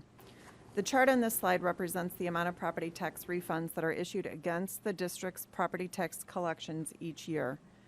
Refunds are the combined losses that are generated as the result of general real estate appeals, which are issued to properties which have successfully appealed the valuation of their home, property tax appeal board decisions, refunds that are generated by the courts for tax objection complaints, certificates of error, and several other areas of refunds. Because the refunds are issued after tax bills are generated, the total levy amount is not redistributed among the remaining taxpayers, but rather removed from current property tax collections that are paid to the taxing bodies. Over the past 8 years, the district has averaged refunds of $6.4 million a year. Refunds have been lower than historical averages in the past 2 years, which is primarily due to the closure of the courts during the pandemic and therefore not processing the refunds that would typically be generated. It's anticipated that refunds will increase this year as more cases are processed with the courts now reopened. In August, Senate Bill 508 was signed into law directing the county to automatically levy funds to recapture taxes that were lost due to certain categories of property tax refunds. This levy is set to recapture funds that were previously levied but lost by the way of that refund. The amount of the supplemental levy is equal to refunds issued in 3 areas, including tax objection complaints, property tax appeal board decisions, or certificates of error. While the slide here says that the 12-month period is unknown, I received information confirming that Cook County has made a determination, just today I received this email, that the 12-month period will be last October through this November 1st, and that will be the period of refund that they will calculate the refunds for the purpose of the 2021 recapture. The amount of the recapture levy is certified by the county treasurer, and it's sent to the county clerk's office by November 15th each year. The Cook County clerk will add this amount to the 2021 levy as a supplemental levy amount. There is no local action that's required because the refunds are a component of the levy that was previously approved by the local board, and the levy is not subject to PTEL. So again, these are refunds that were issued from prior years and established through the levy that was approved by the board during those prior years. For the current year, it's estimated that the recapture levy will be approximately $1.7 million of the almost $6 million in refunds that were issued last year. This estimate was calculated by seeking total refund data by PIN from the county over a recent 12-month period. Taxing bodies have the ability to file an abatement of a levy that was previously approved by filing the abatement with the county on March of the following year. So for the 2021 levy, an abatement must be filed by March of 2022. Because the district does not have a debt service levy to abate, any abatement that is made is a permanent abatement and will have a compounding loss into future years. For that reason, abatements must be reviewed with the impact that they have not only on the current financial year, but also on future financial years. In the instance of an abatement, the final levy amount becomes the new baseline levy, which is used to calculate the future levy. One exception to this rule is when an abatement reduces the levy below the prior year amount, and then the baseline may be reset to any of the highest last 3 years. Still, in this case, there is a compounding loss that is not able to be recovered through that abatement. There are several legislative bills that have been drafted, and there are currently some that are in review and expect to be pursued and further reviewed during the upcoming spring legislation session. At this time, there are none that have been successful in amending the PTEL bill to allow abatement to have a non-compounding effect. When considering any levy scenario, it is critical that we consider the district's long-range financial position, as any change in the levy amount in 1 year will have a compounding effect on future years. We have updated our 5-year forecast model with the following assumptions: that we will levy at the full amount of PTEL in all years. CPI is assumed to be 2% in future years, which is equal to the current 5-year historical average of CPI. We'll be funding all of our capital priorities and life safety projects using reserves and our operating budget, remaining debt-free. We will spend $10 million of our land sale proceeds for auditorium upgrades. We assume that student fees will resume in fiscal year 23 and will remain in place. We assume that we will spend all of our ESSER funding and we will be reimbursed for it at 100%, but once those funds are exhausted, the special services relating to them will not continue. And finally, our other major assumption is that the new supplemental levy that Lauren discussed earlier will be abated at 100%. This translation here is that we assume we will not receive any additional revenue from this special supplemental levy.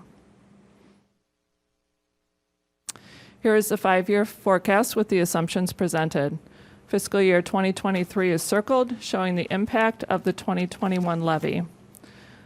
The line budget surplus deficit across the middle of the page shows alternating gains and losses across years. The years with losses are not concerning, as they are caused by planned capital spending. In total across the years, these gains and losses amount to close to a break-even situation. This keeps our fund balance dollars fairly consistent, while our fund balance percentage declines slowly. This is a healthy financial forecast. We can maintain our quality instructional programming, complete our capital projects, remain debt-free, and feel very confident about our financial future. There is a regulation in Illinois stating that if a taxing body is proposing to increase its levy by more than 5%, they must hold a public hearing. And while our proposed levy increase is only 1.6%, we still plan to hold a public hearing in the interest of financial transparency for our community. This requires that the levy amount be determined at least 20 days prior to levy adoption, and that a notice of the public hearing will be published in a local newspaper. In summary tonight, this levy recommendation supports our strategic direction. It continues the quality instructional programming for students, maintains our ability to remain debt-free while completing all capital and life safety projects, and provides us with a solid financial foundation moving into the future. We thank you for your attention this evening, and we're happy to answer any questions on this topic. Questions? Yes, Madam President. Yep, Mr. Dombrowski, please. I'm concerned because I don't believe the board has moved forward with auditorium upgrades, and it's built into this budget, and it hasn't been discussed or approved or authorized. And so the way I understand this recommendation, it takes $10 million of taxpayer money, spends it for auditorium upgrades outside of life safety or strategic planning, and then says that there's no room to reduce property tax increases for risk of going below fund balances. Did I miss something as far as auditorium upgrades? I guess my question is, when did the board authorize $10 million in spending for that items? Can you go to slide 15, please? It's listed as a potential use through the discussion of the upcoming strategic plan.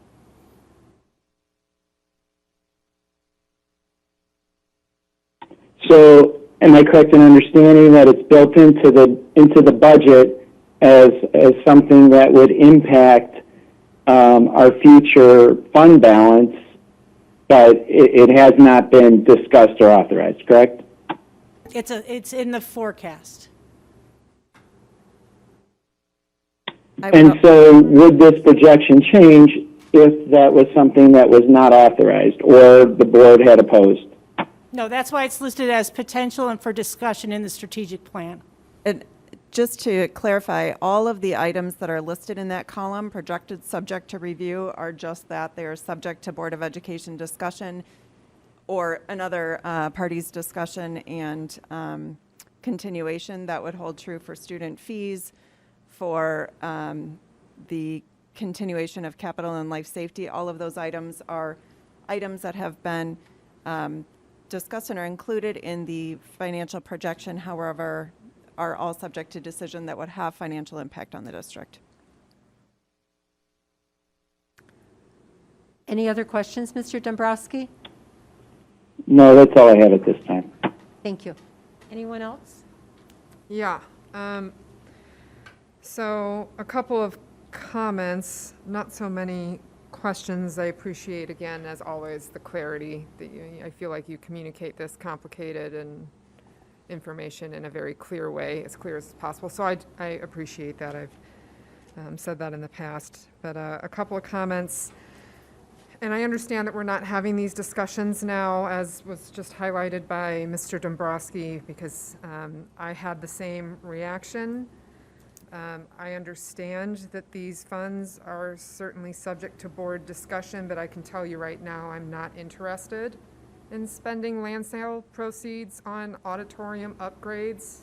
It's not something I'm inclined to do following all of the discussions, and I'm not going to speak for other board members, but certainly my personal frustration with what happened with the legislation that we tried to get through the State House for abatement. So I'm not necessarily open to that idea. But we'd have to, as a board, go back and have discussions about if we're not going to abate that money at all, and if we choose to spend it, what we'd like to spend it on. And I think it's important. I agree with Mr. Dombrowski that has not at all been determined by this board. I personally, on these, again, same comments, I think it's important to be aware, I am not at all in favor of reinstating student fees when we have surpluses in our fund balance that look the way they do. That's not something that's going to get my support. We are a well-resourced district, and I do not see the point. I think we can find the money to continue doing what we've done for our families in the district as far as registration fees and waiving those go. Again, subject to discussion to the board, obviously. Everything else, I feel like has been really clear. I would like further information or clarity around, let me find the slide that it was included in, in the projection. Oh, here. So I'm on slide 15, where it has, the potential subject to review items that already under discussion. Lastly, the supplemental levy abated. If that's part of the financial projections, and is it, from my understanding of this information, it's definitely not going to be subject to PTEL. Like, do we know more about how this would work with the supplemental levy, assuming that, according to this anyway, that we're going to be abating that when Cook County comes in and does that on its own. Yeah, Barb, feel free to chime in on this as well. With this legislation just being recently approved in August, there are a lot of questions and there's been a lot of discussions. We've been on numerous calls with our legal representatives, with members from the county offices to try and understand how this is going to be calculated, applied, and then what flexibility taxing bodies have with these funds. So I described that we are confident that Cook County, the law says that it's a 12-month period. It was not specific. Cook County has interpreted that as the October 31st to November 1st totals. So we do know that. We do know that it will be automatically calculated and sent over for application on November 15th. What we are aware of is that the county is seeking a legal opinion on how this would be, what ability the taxing bodies would have relative to abatement of those funds, because it is outside of PTEL. So that's what we are working with them to understand. And again, as part of the correspondence that I received today, that was still in progress, and we do not have determination on that yet. So do we know how this is going to look to people's tax bills? Like, is this supplemental levy just going to be smacked on top of, I don't know, our portion of our tax bill? Do we know what this is going to look like, even on the tax bill, for people to be able to understand exactly who's levying what? I do not know that at this time, no. We don't know that either. I don't. Well, Cook County's proving to be as helpful as always. Thank you, I appreciate it. Those are all my questions. You did. No, I don't think Cook County knows yet what it's going to look like. Yeah, I have a few, sorry. Let's go, I'll take my last question first because we just talked about it. On slide 15, that's a new term to me, supplemental levy abated. So it looks like the intent of the law is to recapture property tax refunds, okay, and levy that amount to, I guess, the taxing bodies. Are we able to abate that? Or is it going to be abated? I don't understand the terminology. Yeah, so similar to my, the information, what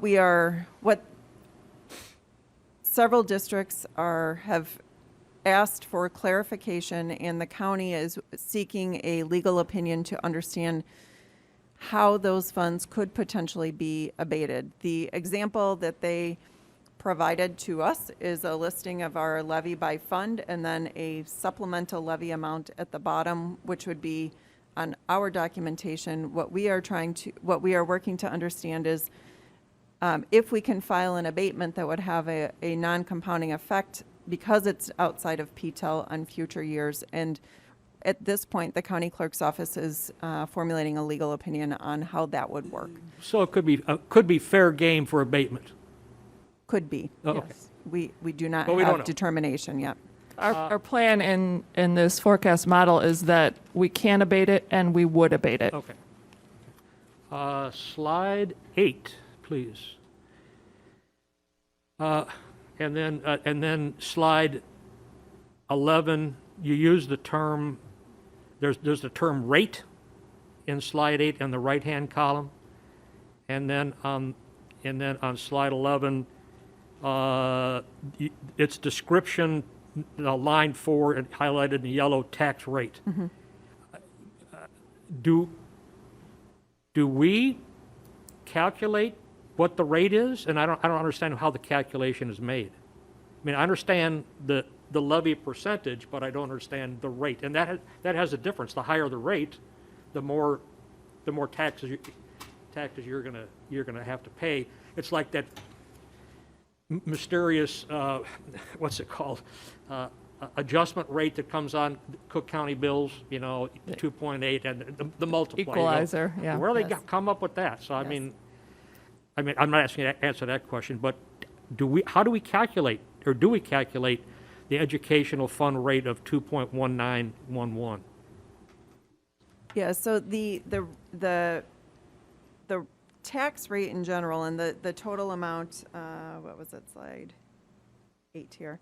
So at the bottom, the 2.7862 for levy year 20, that tax rate is generated as and our levy amount is a component of determining that levy or that tax rate. The other component is the equalized assessed valuation, which we do not set.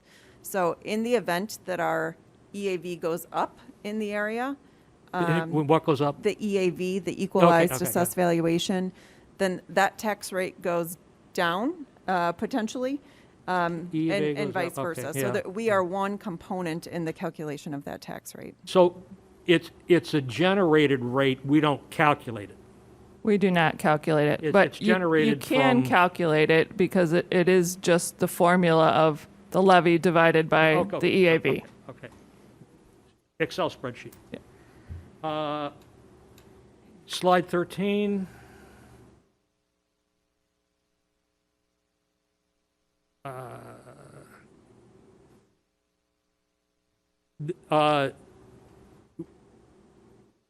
Okay, we went over that. No, the supplemental amount to the levy equal to the property tax. Okay, you've answered that question. And you said that you're looking at around a $2 million supplemental levy? I believe it will be less than $2 million. The information that I received from the county was roughly it was somewhere between 1.6 and 1.7 million. That was for September to September, so that amount could vary slightly because at the time that I received it, the October data was not out. But it will vary year to year depending on the refunds that are issued for that so, year. I mean, you can ask them how much did you refund to our taxing body, and they gave you the number. They provided me the refund data by PIN, yes. Lauren, can you explain why that number is so much smaller than the full amount of PTABs that we experience? Yeah, there are several categories of refunds. Usually, I'm going to throw out ballpark figures, but it's usually about 60% of our refunds are attributed to general real estate refunds and 40% to other categories.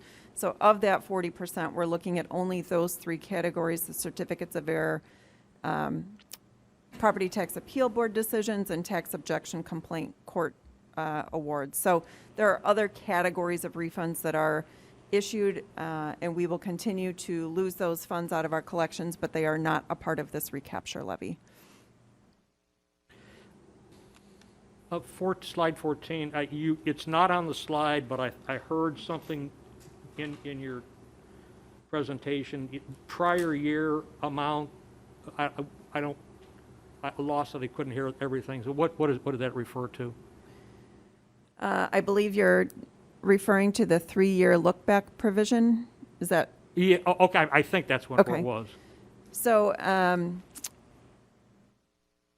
if an abatement reduces a levy to an amount that is lower than a prior year levy, PTEL allows you to go back to the highest of the 3 prior years and use that as the new baseline calculation for determining future levy. Okay. However, you're still, in both instances that are described here, the incremental increase is missed. It's just that it doesn't allow, or it doesn't require you to go to the lowest amount. You can use one of the 3 You use the prior highest years. amount. You're giving back money because you didn't need it. That's basically why, the theory behind that. And then slide 16, I would have preferred to see it as a point of reference, rather than in addition to the total fund balance, exactly what the fund balance is in dollars. Okay, I got to calculate that. The total fund balance is the line above that where it says ending fund balance. You can see the dollar amount there. Oh, okay.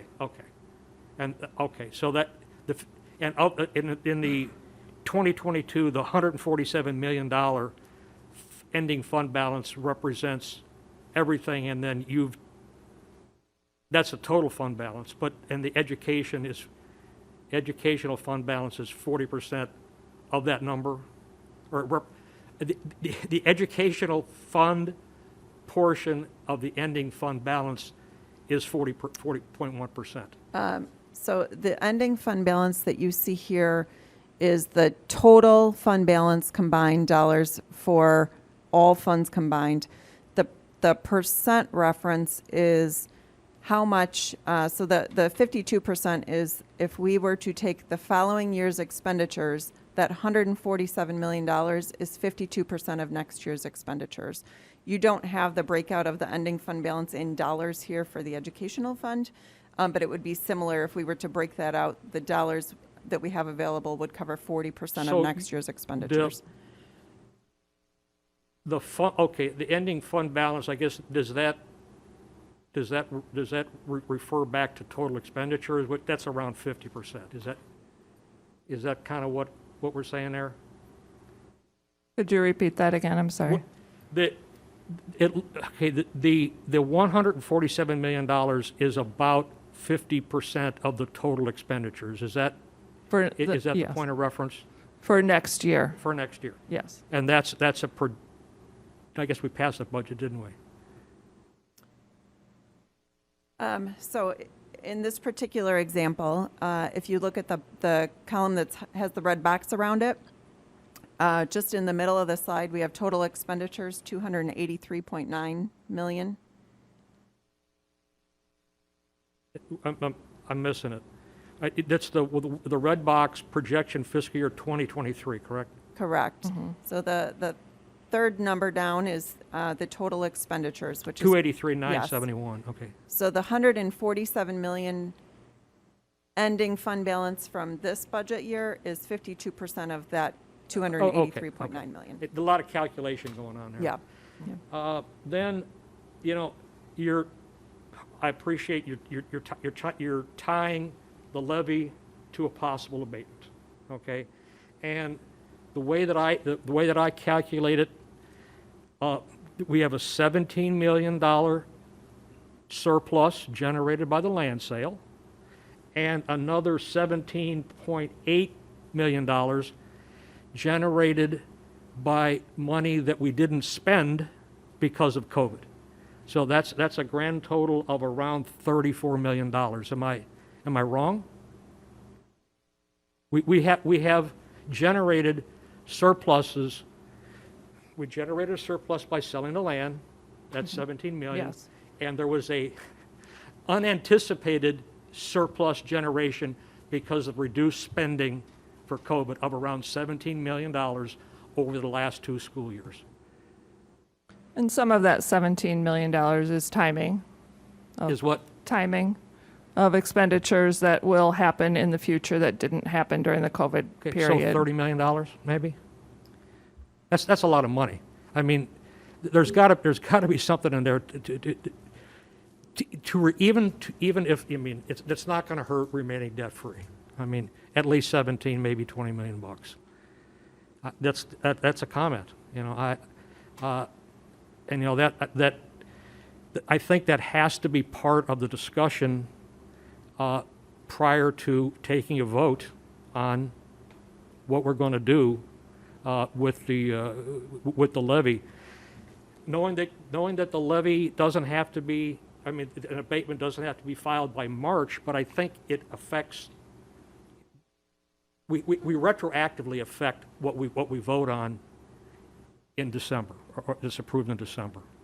Am I making sense? An abatement would adjust the amount of any levy that you pass in December. Okay, so example, the levy is $300 million. We decide that we can judiciously abate $20 million. Does that reduce the baseline? It reduces the baseline for the previous year, but it doesn't hurt because the baseline of the year previous to the previous year would be higher than what the abatement would adjust. You will lose some compounding growth in there. Well- not as much as you would if you had to use the prior year number of $20 million less moving forward, but you Yeah. would have some compounding loss in there. A little bit of compounding. I think that's a little bit of a red herring, quite frankly, that the compounding, I mean, CPI changes, cost change, and I understand, you know, if you, yeah, I've heard the argument, you know, you put in the dollar, you take 90%, you give somebody 10 cents of that, well, that 10 cents keeps compounding to be $100, you know, so I think there's money, I think there is enough reason to do the right thing and abate as part of the plan, and I think it's got to be discussed as part of the levy discussion.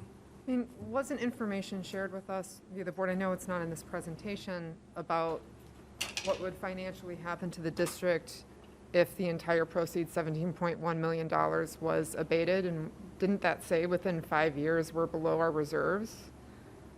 Isn't that what I read? I mean, that to me Yes. would represent a significant compounding loss. I feel like, even though philosophically, I do agree with you, I think, which is why my natural reaction to let's spend this money that we went to a lot of effort as a board, at least the previous board, to try and find some way to abate, and we can't do that because Illinois politics, so now we're going to spend it on the auditorium. Like, that doesn't fly with me.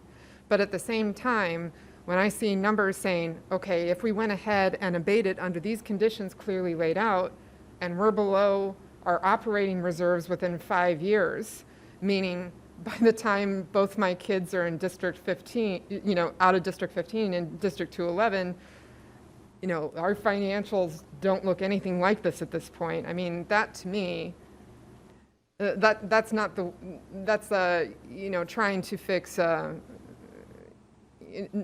a nail in with a sledgehammer. Okay, I think, are you referring to the portion of the board letter that we got that had the tax levy information with budget surpluses and projections? No, I'm referring to the portion of the board letter, and I forget, I know that this is hard to follow because it's not all in front of us, and I can't stand it when that happens, but it just felt it was so relevant. I don't remember which board letter it was, probably 2 weeks ago, but, you know, one of us asked, can you run the 5-year projection on what would happen to the district if we abated that full proceeds of the land sale? That's what I'm referring to. I have no idea what piece of paper Yeah, you're no, I holding. mean, that's I mean, what- like, my eyesight isn't yeah, anywhere no, that good, so- I think that's so I can't what see. you recall. Yeah, this is high level. I would like to see the detail, you know, the Excel spreadsheets that generated these numbers, the assumptions, because they're not in here. This is just the top level or the bottom line. They would be the same assumptions as the forecast before you, just with a $17 million abatement. Is it possible to provide some detail? Yeah, again, the assumptions are the same here. The only change is that the abatement is $17 million versus the $10 million in land sale proceeds. That is removed. Well, I mean, are these, is this matrix, is that based on a $17 million abatement? Yes. Yes.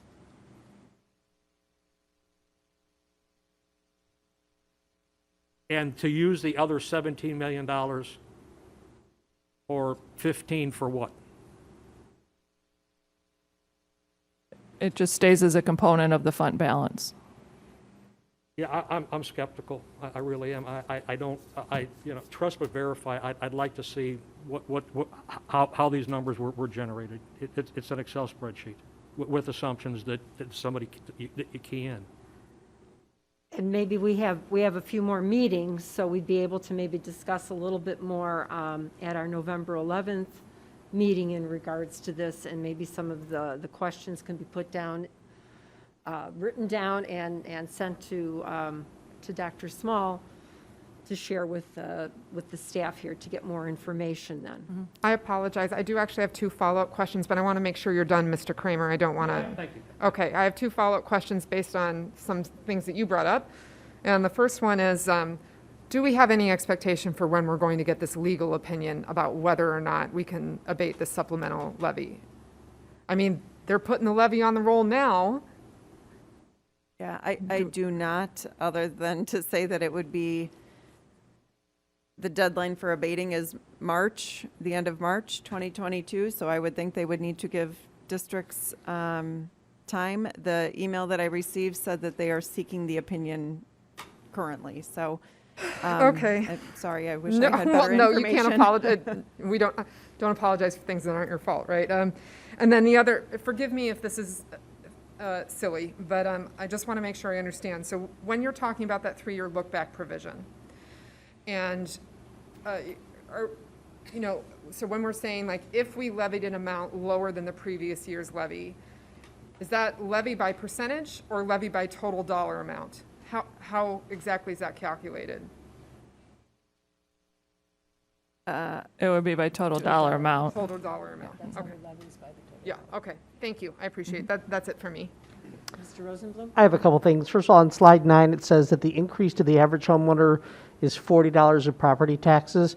What's the, is that based on a home valuation? And if so, what's the value of the home to which you're saying it's a $40 increase? Yes, I believe it's. It is. I believe it's $350,000. So if my home is valued at $350,000, then I should experience a $40 increase in my property tax for that year. Okay, now I want to flip to slide 16. Starting to feel like Mr. Kramer. On slide 16, there's an assumption of a 1.4% levy followed by 4 years of 2% levies, correct? Yes. So the people who are watching at home or watching it on a video later or sitting here in our audience along with these board members, we're seeing that there's a presumption in building this forecast that every year our taxes are going to go up 2% for the school district, correct? In building this. Yes, that is Sure. the assumption. Okay. I have a very hard time with that. And I think a lot of other people would too. Also, we have that 30% threshold for our reserves, correct? 33%, yes. 33%. Where in your presentation, or maybe it was last month, or maybe it's going to be in next month, will we be able to see what the change is impacting that line, right? We talked about that line. With it at a 1.4 versus, and we've had this discussion before, versus 0, versus 1, versus anything else. And how would that project out for the next 5 years? So my question is related to this. I see percentages here, right? And I see 50%, I see 40%. That's not anywhere near 33%, right? Are these numbers in relation to the 33%? Yes. So is the 40% in relation to the 33% or the 50%, 50.6%? They both are. There's 2 different thresholds that we look at. One is for the educational fund independently, and one is for all funds combined. And each of those our fund balance policy says that we cannot go below 33%. For each of those numbers? Each of those numbers. So looking at this, we're nowhere near 33 on the 50.6, nowhere near 33 on the 40, and looking out through at least 2027, but that's assuming a 2% increase every year. Right. Right? So I guess my question would be in consideration for our next levy discussion, or maybe in a board letter, what would be the impact on those numbers, that bottom 2 lines, if that 1.4 was nothing, it was 0, or if any, depending on what the future, right? We don't know what the future is going to be. So we don't know if it's going to be 2, we don't know if it's going to be 1.4, 1.5, 2.3 like it was last year, right? Mm-hmm. We don't know. So I'd like to see some scenarios that will show if we don't approve of 1.4, if we go with a different amount. And then I don't know how you can possibly, unless you give it to me in a spreadsheet and I can start playing with numbers and hit the enter button and see it all calculate out, right?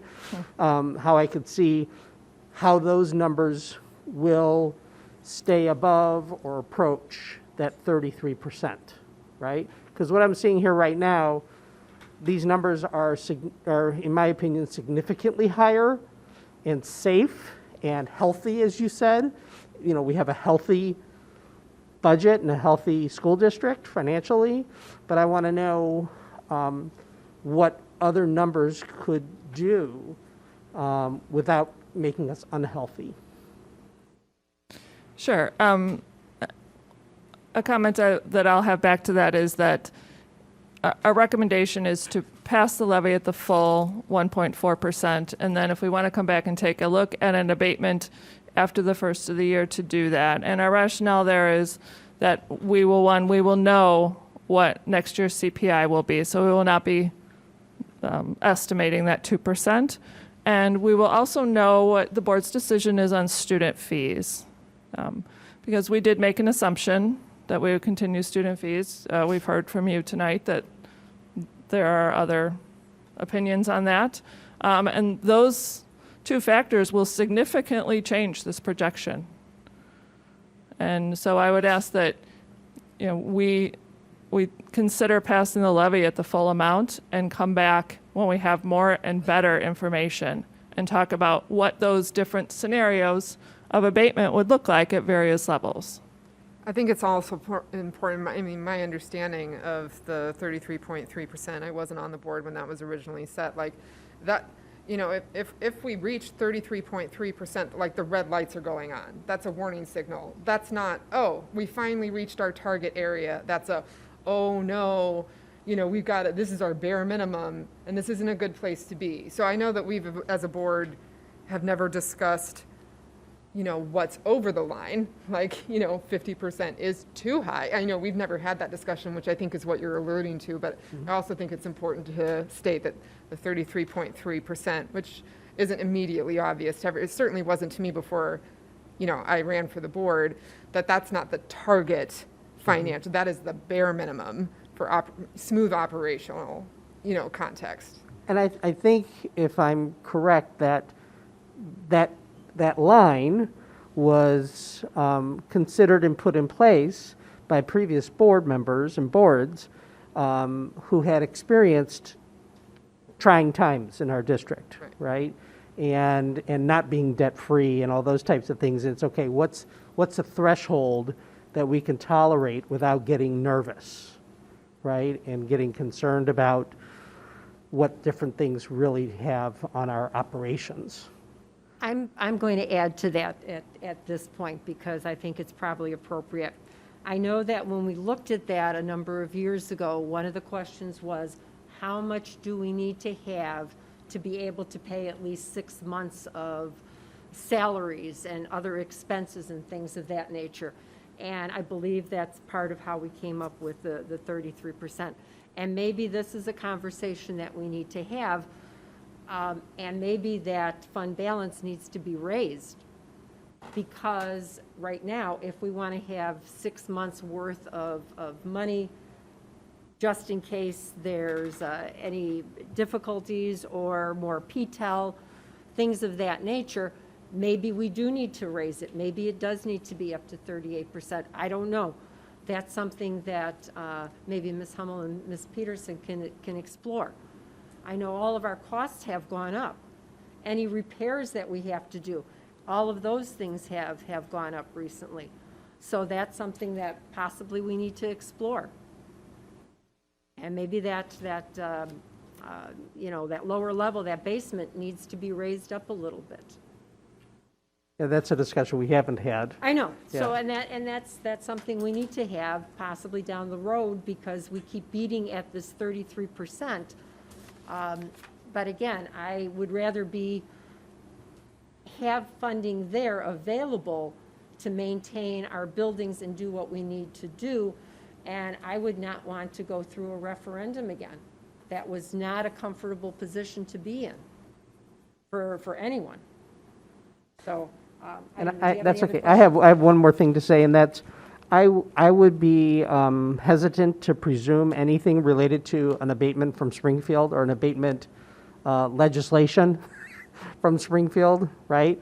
It's been very quiet and very long process, and I would prefer that we build our levy assumptions without considering that, and if we get that, awesome, right? That's like a plus, rather than build it around that, and then if for any reason that doesn't come, now we don't have that. Does that make sense? It does. I should clarify that the opinion is not, my understanding is that it is not Springfield-driven. It is the Cook County Clerk's office providing the legal opinion of the legislation. They're not seeking further legislation or an amendment to the legislation to be able to implement that. You're talking about the recapture levy? Is that what you're referencing to? I'm talking the if we abate money, then it does not impact our future levies. I apologize. That is a separate topic, and we do not have that factored in here. Okay. I would add one more thing. I know we talked about, we have on slide 10, there's the life safety and facility improvement. And over the number of meetings, it's been asked, what types of repairs do we need to do? What are we looking towards? So there's a lot of potential. So the auditoriums have been brought up a couple of times, and now you're kind of actually putting in there as a potential. So I think it's important to note that. And we have a number of improvements in the life safety and facilities that need to be done. So I think you're bringing this forward to us, and these are things that we have to take a look at, and in order to maintain our buildings. So that I appreciate. But we have had these conversations, or we've had information presented to us, and I suspect we'll have more conversations within the next couple of months. I'd like to interject, Madam President, just really quickly to provide some clarity. The district has eliminated bonds, has upgraded pools at a cost of $25 million, has eliminated IRMF liabilities to $20 million. We are receiving and reaping a benefit of employer savings of nearly $1 million a year. The district collects over 86% of revenue from the property taxpayers in the district. Additionally, a lot of our reserves is from property tax revenue. Our fund balances are intended to carry us over for situations where we don't have a steady revenue stream, if that would have been the state, but that's much smaller of a percentage than what the taxpayers are contributing and what the fund balance is. If anything, we should consider lowering the fund balance from 33% to potentially 25%, since property taxes are such a stable form of revenue. And I don't think that there should be any fear that this district would be in financial straits. If anything, we have flexibility, considering that that a lot of our projected expenditures are in capital improvements on things that have not met the end of their useful life or function. So I would just suggest to the board, Madam President, that we consider how we've been spending our money and where it's coming from, and to be considerate of the taxpayer. Thank you. Okay. Thank you. Any other questions? If not, thank you for the presentation. Thank you. Thank you.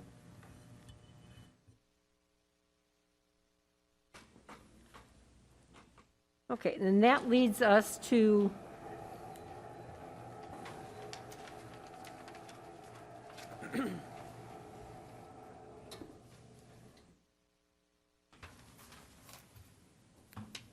okay, that leads us to the consent agenda items. We'll have 3 recommended actions. Are there any items that a board member would like to pull from the consent agenda? Okay. The first recommended action is that the consent agenda be approved with the removal of the minutes of the regular meeting of September 23rd, 2021, and the minutes of the special meeting October 5th, 2021. 2021. Do I have a motion, please? I'm sorry, I was just, the lights have gone off over here. Can you? Oh, okay. Can you please read what you were reading? Certainly. Repeat The what you first said. recommended action is that the consent agenda be approved with the removal of the minutes of the, oops. All right. Thank you. Removal of the minutes of the regular meeting of September 23rd, 2021, and the minutes of the special meeting of October 5th, 2021. May I have a motion, please? I don't Removal or understand. approval? Is that a motion, or is, I don't understand how that's coming to be. Doesn't someone have to make a motion to remove those, or did somebody ask to remove those? The motion is asking for the removal of the minutes because we're going to vote on them separately. Because for the September 23rd meeting, Ms. Cavill was missing, was not here, and the October 5th was, we had 3 board members that were not here. So we need to vote on those separately. So I'm asking, the consent agenda is asking for the removal of those 2 items so they can be voted on separately. That's your motion. That's the motion that, yes, So you're making the motion. I'm So moved. I'm reading, Okay, I'm okay, reading okay. the action. Second. And I'm asking for a motion. So moved. Okay. Okay, Second. all right, thank you. Okay, any discussion on that? Then roll call, please. Ms. Cavill. Aye. Mr. Kramer. Aye. Mr. Dombrowski. Present. Mr. McGowan. Aye. Mr. Rosenblum. Aye. Mrs. Klimkowitz. Aye.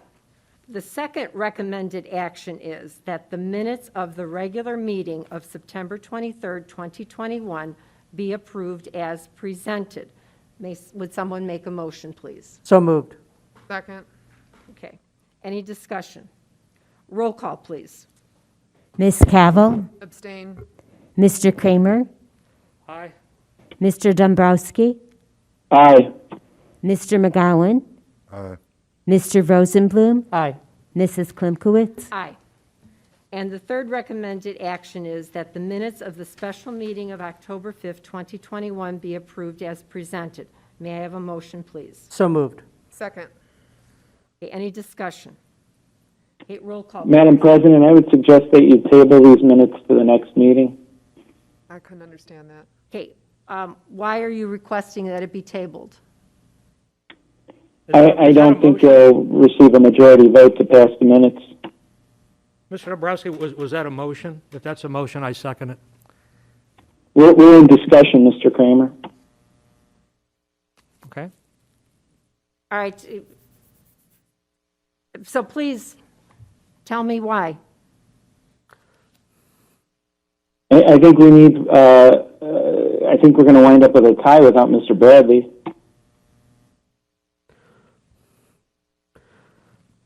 In support of a majority of the people who were present at the special board meeting held on October 5th, I would like to move that this particular item be postponed until the next Board of Education meeting. Second. Okay, any discussion?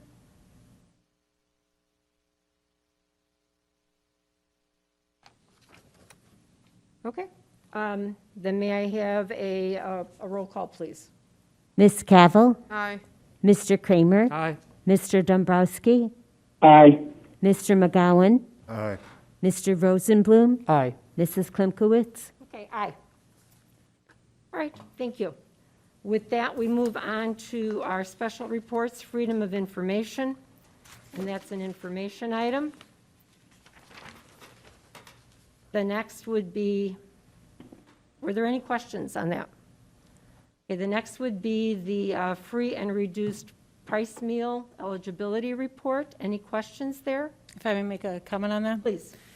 This report indicates a slight increase in our free and reduced lunch eligibility over the last year, but a decrease over the past 2 years. This numerical decrease may not be a true representation of our community, as the main benefits for the family by claiming this eligibility include the enrollment fee waiver and free or reduced meals.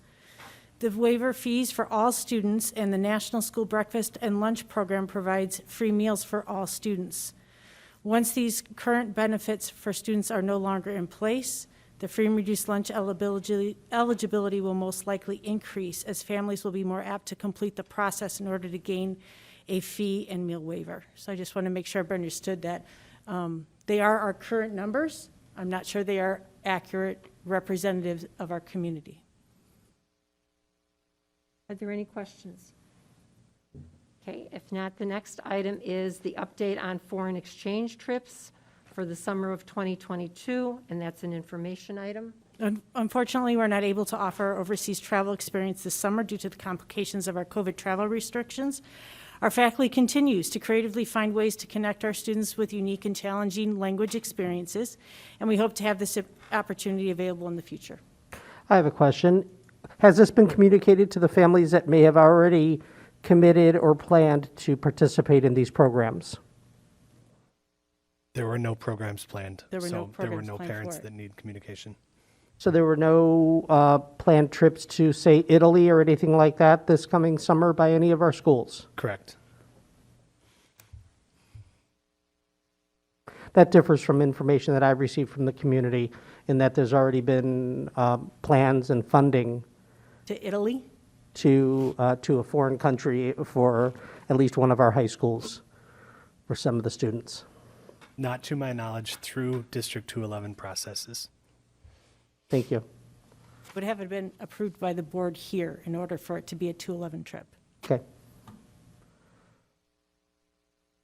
Any other questions?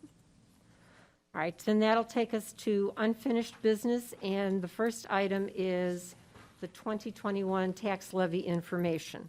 I know we've had a presentation, we have some written documentation. Is there any further discussion or questions or information that you would like? Okay, then that will take us to the next item, which is the Downtown Palatine TIF Extension Intergovernmental Agreement. And the recommended action is that the Board of Education approve the intergovernmental agreement between the Village of Palatine, Community Consolidated School District 15, and Township High School District 211 regarding the Downtown Tax Increment Financing District as presented.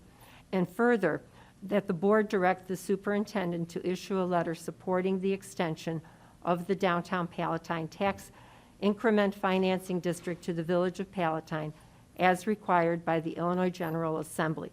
May I have a motion, please? So moved. Second. Okay, any discussion? If I may give an update before the discussion, as you may or may not be aware, this was approved by the Village of Palatine this week, as well as District 15 this week. Any questions or discussion in regards to it? Yeah, just, Madam President, my question is this. If I understand this correctly, we're subsidizing 2 more years of downtown Palatine at a total of $4 million that the district would normally receive, but then will be covered for our levy outside of this TIF, correct? Can you repeat that again, please? Can you define what The way I covered by our understood the levy outside? presentation was that for the next 2 years, the district would be basically allowing the TIF to continue at $2 million per year, so basically subsidizing downtown Palatine at the expense of the other communities within 211 outside of Palatine. So where Palatine would be keeping $4 million over the next 2 years of funds that should be received by 211, that difference would be made up by the surrounding communities outside of Palatine and therefore subsidizing their downtown TIF. Is that correct? Yes, that is how a TIF operates. The extension that is being proposed by the village is done so to be able to complete projects that were identified as a priority within the initial 23-year period. As we provided in the report and discussed a little bit last meeting, there was a decrease in the EAV, or the incremental tax dollars that went into that TIF for a period of years following the recession in 2008, which did not provide funding to complete these projects. So what the village is proposing is that they would have a TIF by statute has to extend for a period of 12 years. However, the village is proposing that they would use the increment for only a period of 2 years, and that's the benefit of the intergovernmental agreement, is that it would guarantee 100% surplus for us moving forward, and the village has expressed their interest in retiring the TIF early once these projects are complete. The projects include things such as stormwater issues. There are some additional parking and infrastructure projects that were a part of this improvement, and they are looking to just be able to complete those projects. This is nothing new, and it's no additional funding for any corporate entities within the TIF. Mr. Dombrowski, does that answer your question? Yes, Madam President, and it's my opinion that Palatine should fund their own infrastructure and not rely on the 211 community to do it. Any other questions or comments? We're going to get $24 million back, is that correct? Is that what I read? Beginning in year 3 of the TIF extension, there is the schedule is in there, yes, that it's about approximately $2 million, and it will have a slight incremental increase in it per year as a TIF surplus payment made specifically to the district. That money comes back to 211. Correct. Any other questions? Okay. If not, roll call, please. Ms. Cavill? Aye. Mr. Kramer? Aye. Mr. Rosenblum? Aye. Mr. Dombrowski? No. Mr. McGowan? Aye. Mrs. Klimkowitz? Aye. Okay, that brings us to our next item, community engagement discussion. I had the opportunity of trying to get some clarification from at least, 5 of my fellow board members to see what we wanted to put into this community engagement. One of the things that we looked at, what is the goal that we want? And I think from listening to the board members, we want to take the concerns that our community has, and we want to be able to maybe vet some of those concerns a little bit more as, being board members and being citizens, and also being able to answer those concerns or questions that they have, that the community may have. And that was the essence that I got out of what I was hearing at our meeting, and then being able to speak to our fellow board members here. So that's kind of what we were looking at.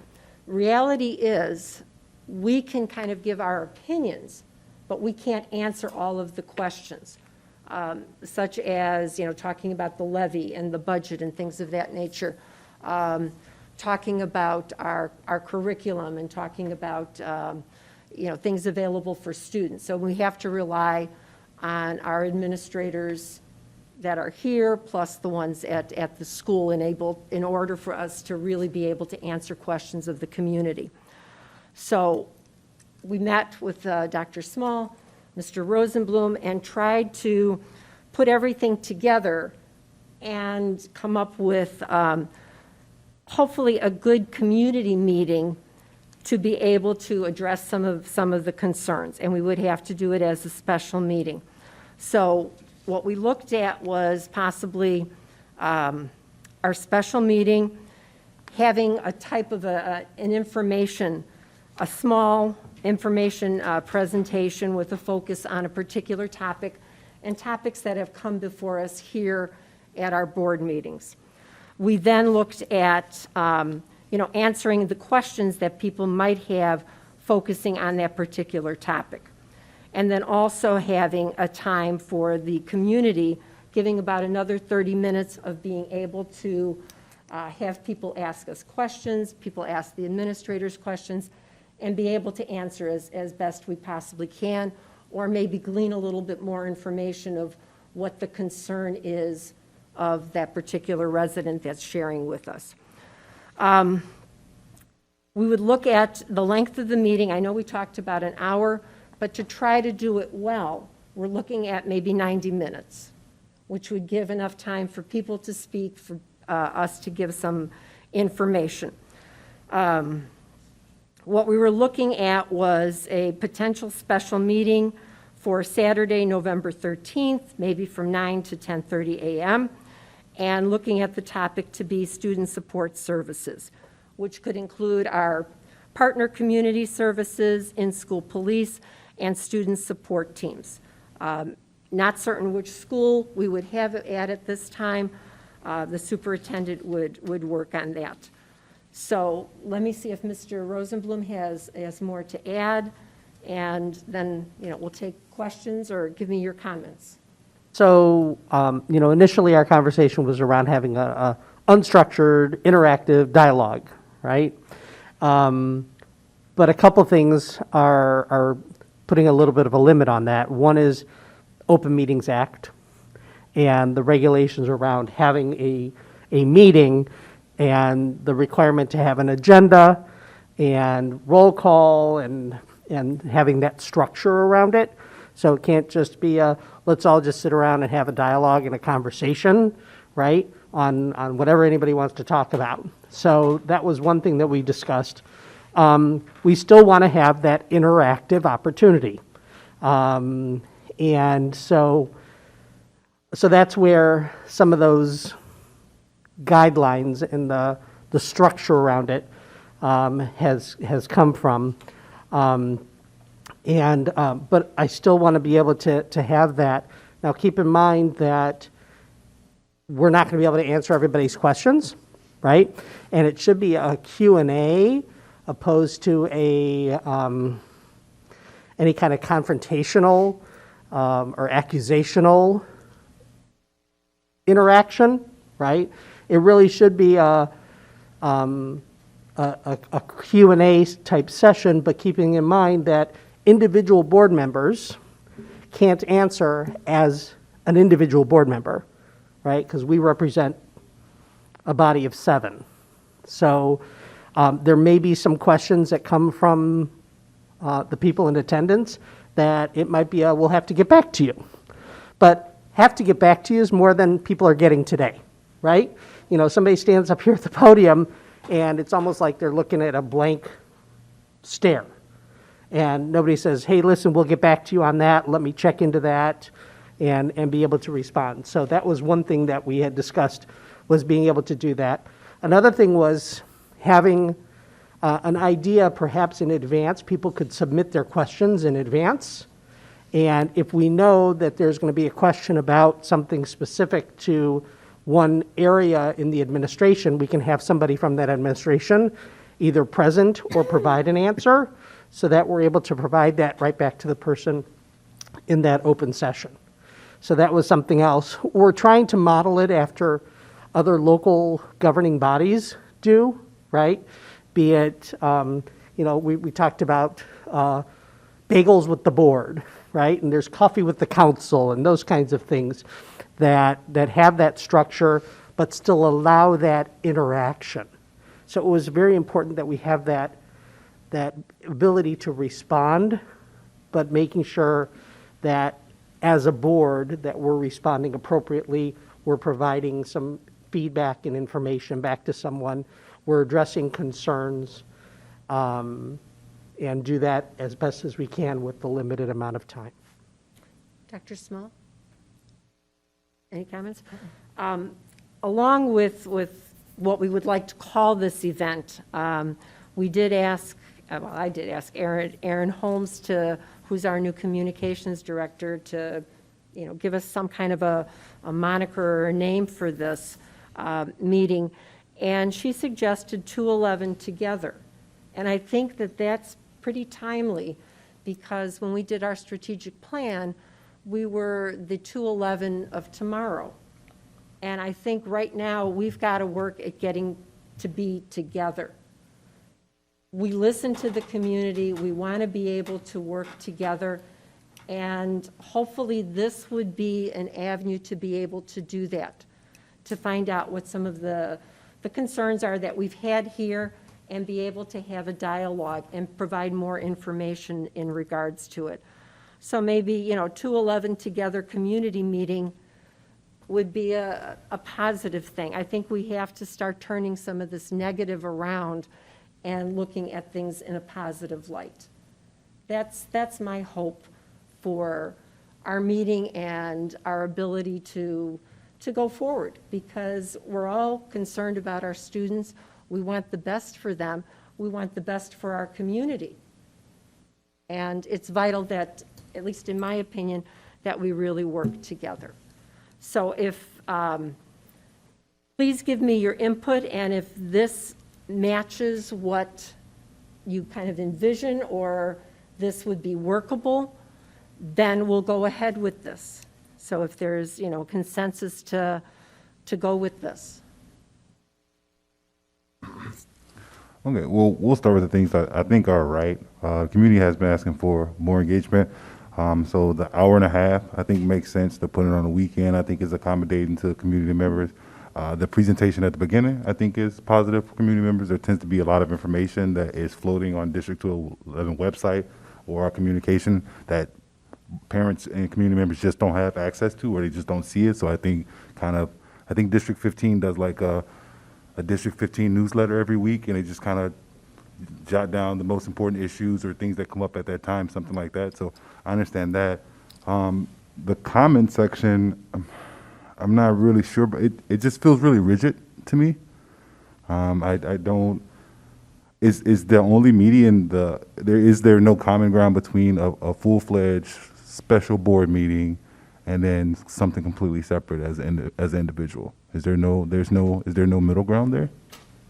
I'm not certain what you mean by, I mean, this is built, it's structured essentially just like a regular board meeting. We went from like bagels with the board, and in my head I saw like, sweatshirt and jeans in a very casual, informal environment, speaking with community members, to kind of a little bit more rigid, a little bit more structured. We can have open meetings or closed meetings. Yeah. And both of them are subject to a lot of rules and regulations. And so we can't have this as a closed meeting. It has to be an open meeting for, plenty of obvious reasons. Therefore, regardless of how we play with the format, we have to meet the requirements and follow the rules and regulations for having an open meeting. And those rules and regulations dictate a need for some kind of structure. We have to have an agenda. It has to be presented a certain amount of time in advance, et cetera, et cetera, et cetera. I think it does allow for what you're looking for. The first part would be, a small presentation, in regards to the topic, and then maybe answering questions that regard that topic, such as this time we're looking at, student support services, could be our first one. And then the remaining 30 minutes, that's open discussion. So that could be where somebody has some other questions. I don't know. I have no idea what might come of it, but that would be that open discussion part. Well, I think it's a great start overall, so I wasn't bashing if it came off like that. So I think it's a great start. Just, like I said, it feels real structured. And like I said, my initial reaction was like I said, like jeans, sweatshirt, Yeah, I'm conversation. going to be in my running clothes. Yeah. So it's still going to look better than me. We do have to put you at a table because you want microphones, so we'll I have get that it. part of the I story. get it. I think that's a solid start. I really do. There would be no microphone? There are, so you have to be seated at a table because we'll have microphones there. Okay. What are the limits for answering questions from the dais by a board member? I'm not certain what your question is. Somebody asks a question and About you feel, something. okay. What can board members say? I don't know the answer. Here's what I think the answer is. Ask somebody else. I can't answer that question. I don't know. I don't have an answer for you in regards to that, but if somebody has a question and they would like an answer, I think we have to turn to our administration to be able to answer the question if we can't. And I think in most cases, we're not going to be able to. We might be able to give our personal opinions in regards to things, but then again, we kind of have to be cautious in regards to Okay, so we can give personal opinions from the dais, is that correct?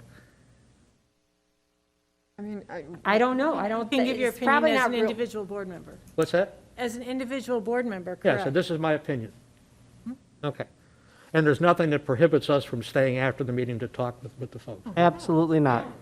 The only thing we have to be careful of is the Open Meetings Act and just Quorum. not having, 3 people together discussing the board business. That's why we have to, as Ms. Cavill had said, that's why we've got to follow the rules and the structure.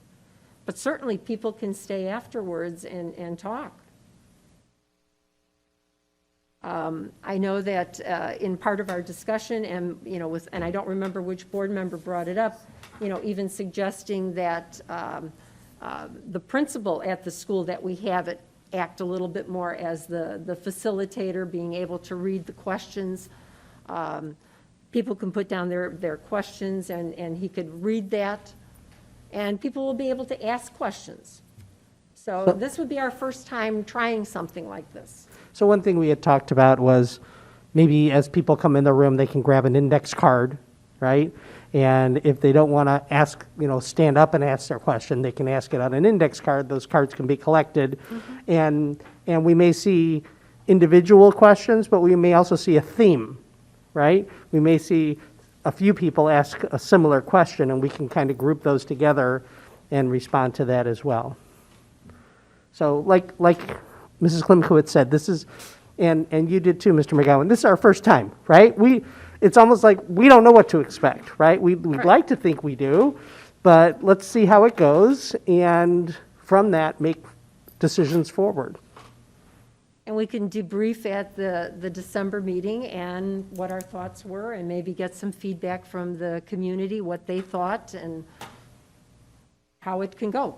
I certainly hope this doesn't preclude talking about community engagement strategies in general as a board as part of the plan, because I think that would be the only mistake that I could foresee, is calling this community engagement and then dropping the ball on what I would consider to be really important other avenues of community engagement with members that, we don't hear from at all. And that's a very valid point. That's why I'm looking to possibly see if we can call it maybe 211 together, community meeting, because that's the way I see it, us coming together.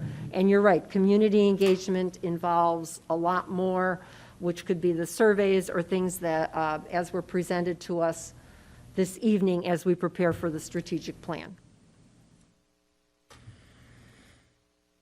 Any other discussion?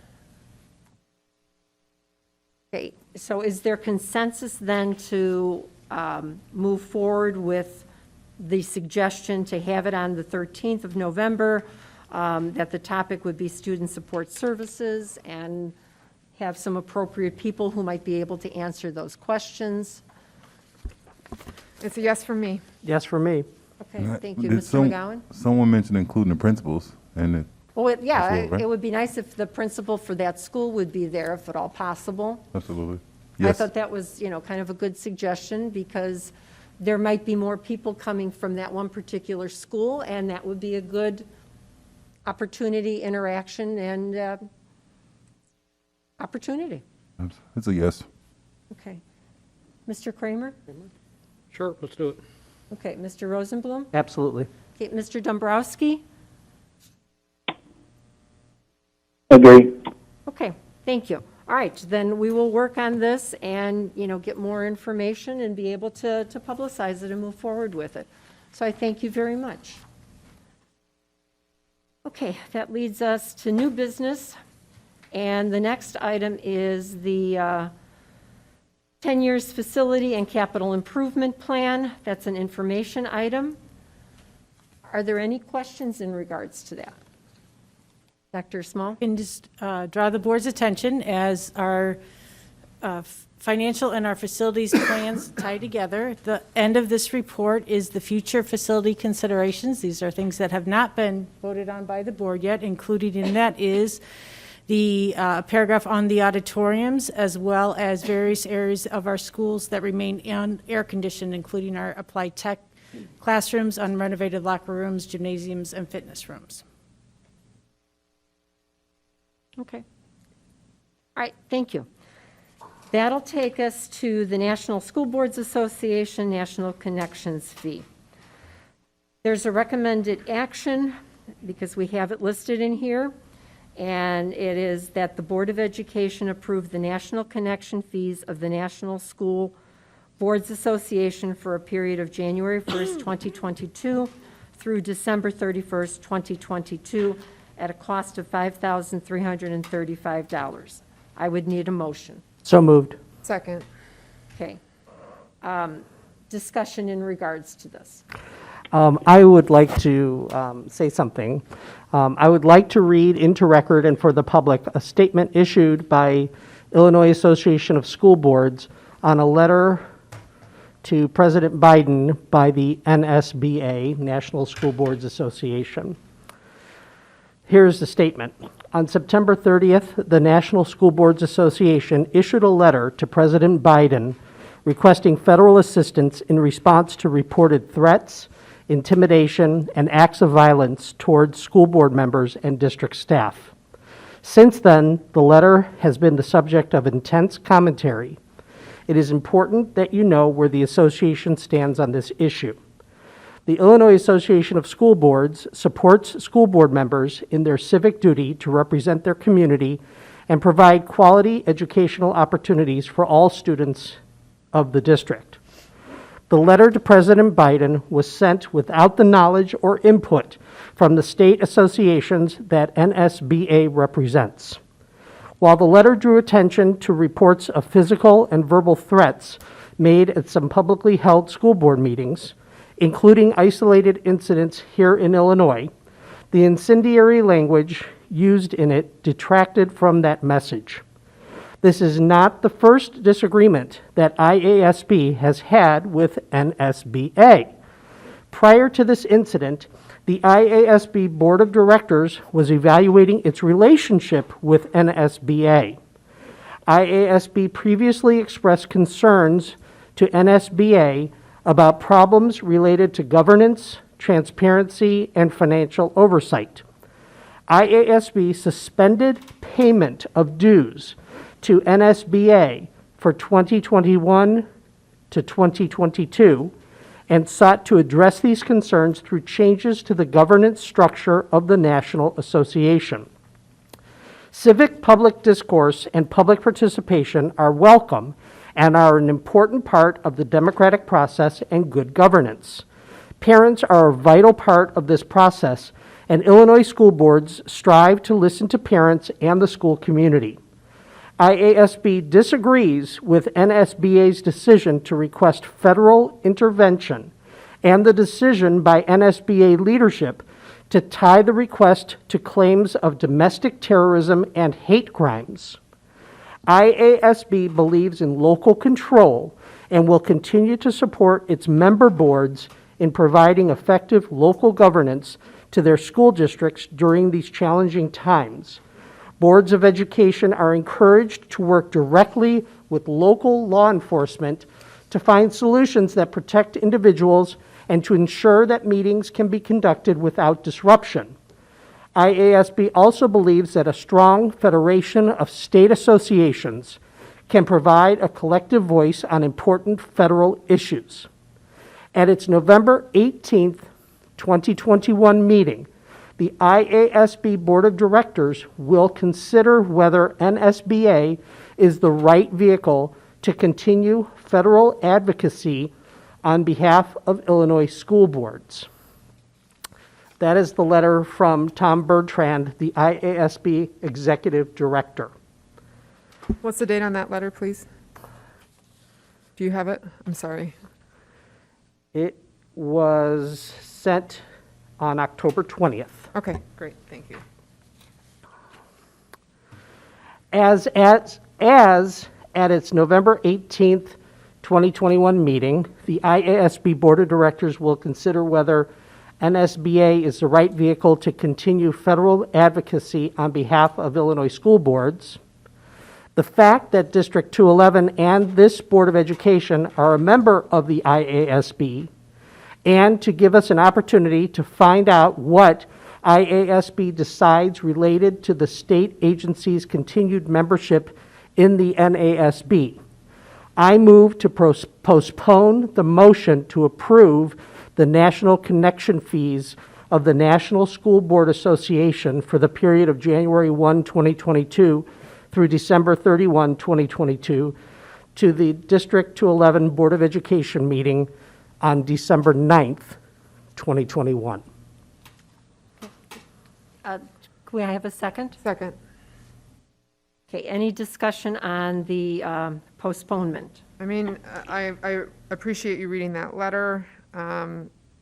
You know, honestly, my first question to you, Steve, tonight was going to be, what is the point of this organization in the first place outside of this letter? Because, you know, aside from our individual opinions about our membership into various associations, I myself do see the value in IASB, certainly. I do see the value in that. But this organization, I've been on the board for 2.5 years now or whatever, and I still don't know what the point of this is. So, you know, I understand that it's, less than $6,000 is not going to significantly change our financial outlook, but, on principle to me, I'm like, I'm not really sure why we're doing this, so with the additional weight of the letter, then I'm very, very firmly in the camp of why are we doing this and what is the point? And so, I was going to happily not approve, to be honest with you, but if the consensus of the board ends up to be a postponement, I'm comfortable with that too, because it just means we're going to have this discussion a couple months later. Either way, I'm fine. And I think Mrs. Klimkowitz might be able to add some additional color to the. Yeah, the North Cook representative for the Board of Directors, Alva Kreitzer, I spoke with her the other day, and she indicated that at their June Board of Directors meeting, that was when they voted basically not to join. In August, they had their meeting. They were still undecided and trying to get some more information from NSBA about some other topics. And then their October executive meeting, they're going to decide about, they met and they decided that they will talk about this at the November meeting. They're still trying to get some more information in regards to it. The letter that went out asking for the federal help was, as Mr. Rosenblum had read in the letter, it was a little bit incendiary and it wasn't discussed with any of the states, so a number of states have pulled out and said, we need to reevaluate this and see how we're moving forward. So District 214 has not brought this forward. They're waiting to see what happens with IASB and with the November discussion. So I think postponement is appropriate, and then bring it back in December, and then we can talk about it a little bit more, and maybe have a little bit more information about the value that NSBA brings to the schools throughout the United States. But what was the point? Madam President, if I may, I don't think that we should delay. I don't think that our decision at 211 should be based on the organization of IASB. We contribute and are a member to IASB for what they provide the district and not the other way around. I believe any organization that would label our parents and neighbors in our community domestic terrorists and write a letter to the Justice Department and the Biden administration to execute powers under the Patriot Act to chase down parents who are only advocating for their children is not an association that District 211 would want to participate in, and I don't believe that the IASB decision should weigh in on that. Yeah, I don't see the value in a postponement. Let's quit. They provided no value, and they've jumped the shark with their letter. We don't need them. I'd like to postpone it. I'd like to give the administration time to show us the value or see what we're paying for at this point. It doesn't sound. I'm not sure what we do or how they contribute at all, but I'd like to know before I cast any vote. Okay. And in our board write-up, we do have some information about the National School Board Association. Again, they're more of a national lobbyist. They do have the conference. They offer an exchange of discussions and ideas and presentations when they do have the national school board meetings. There's a journal, so there's a number of things that they do provide, and I know they haven't been able to do much within the last 2 years. I mean, So- I'm sure that there's additional information, though, that can be provided, I mean, to our newer board members who are less familiar. Mhm. That's true. So if there's no further discussion, if we can vote on the postponement. Okay, what are we postponing until when? The discussion. We're postponing the vote on whether to pay the fees until our December meeting. Okay, that takes a 2/3 majority to pass. Are you aware of that? It's a table. No, it's a- No. It's a tabled motion with a postponement. That's a 2/3 majority. Two things. Number one, I'm not asking to table it. I'm asking to postpone it to a different date. If I was asking to postpone it in special order, that does require that additional 2/3 or 3/4 of the vote. But just to postpone it to a different date does not require that amount. It just requires a majority. So the motion is to postpone the approval of the national connection fees of the National School Board Association for January 1, 2022 through December 31st, 2022 to the board meeting on December 9th. Okay, and we've had a second on it. Any other discussion? Okay, may I have a roll call, please? Mr. Dombrowski? No. Mr. McGowan? Aye. Mr. Rosenblum? Aye. Mr. Kramer? No. Ms. Cavill? Aye. Mrs. Klimkowitz? Aye. And the postponement passes. Okay, the next item is a new policy. This is the first reading, and the policy is on suicide awareness and depression awareness and prevention. Any comments, discussion? Does our Erica's Lighthouse program fulfill these requirements as set out in the policy for suicide prevention, It fulfills the student requirements, yes. the student requirements? Okay, thank you. Okay, any other questions? All right, our next item is the proposed policy revision on IIAA, selection of instructional materials. Again, this is a first reading. Any questions in regards to this? Comments? Yeah, I sit on the policy, what's it called? Policy committee meeting. I don't think it's a committee. I think we call it something else now. You're a board liaison to the policy What's that? committee. You're a board liaison. Yeah, to the okay, but I mean, the group that meets together is called something else. I was not able to attend the meeting. I was ill. I was not at the board meeting that evening for the special board meeting for the same reason. So I was not at the table initially in person for the discussion, so I don't know what was said there. What I committed to Mr. Schumacher is that I would read the material and provide feedback to him, which I did. It was before the policy was marked up, okay, so I was working from the old policy, not a proposed new policy. What I've seen here, and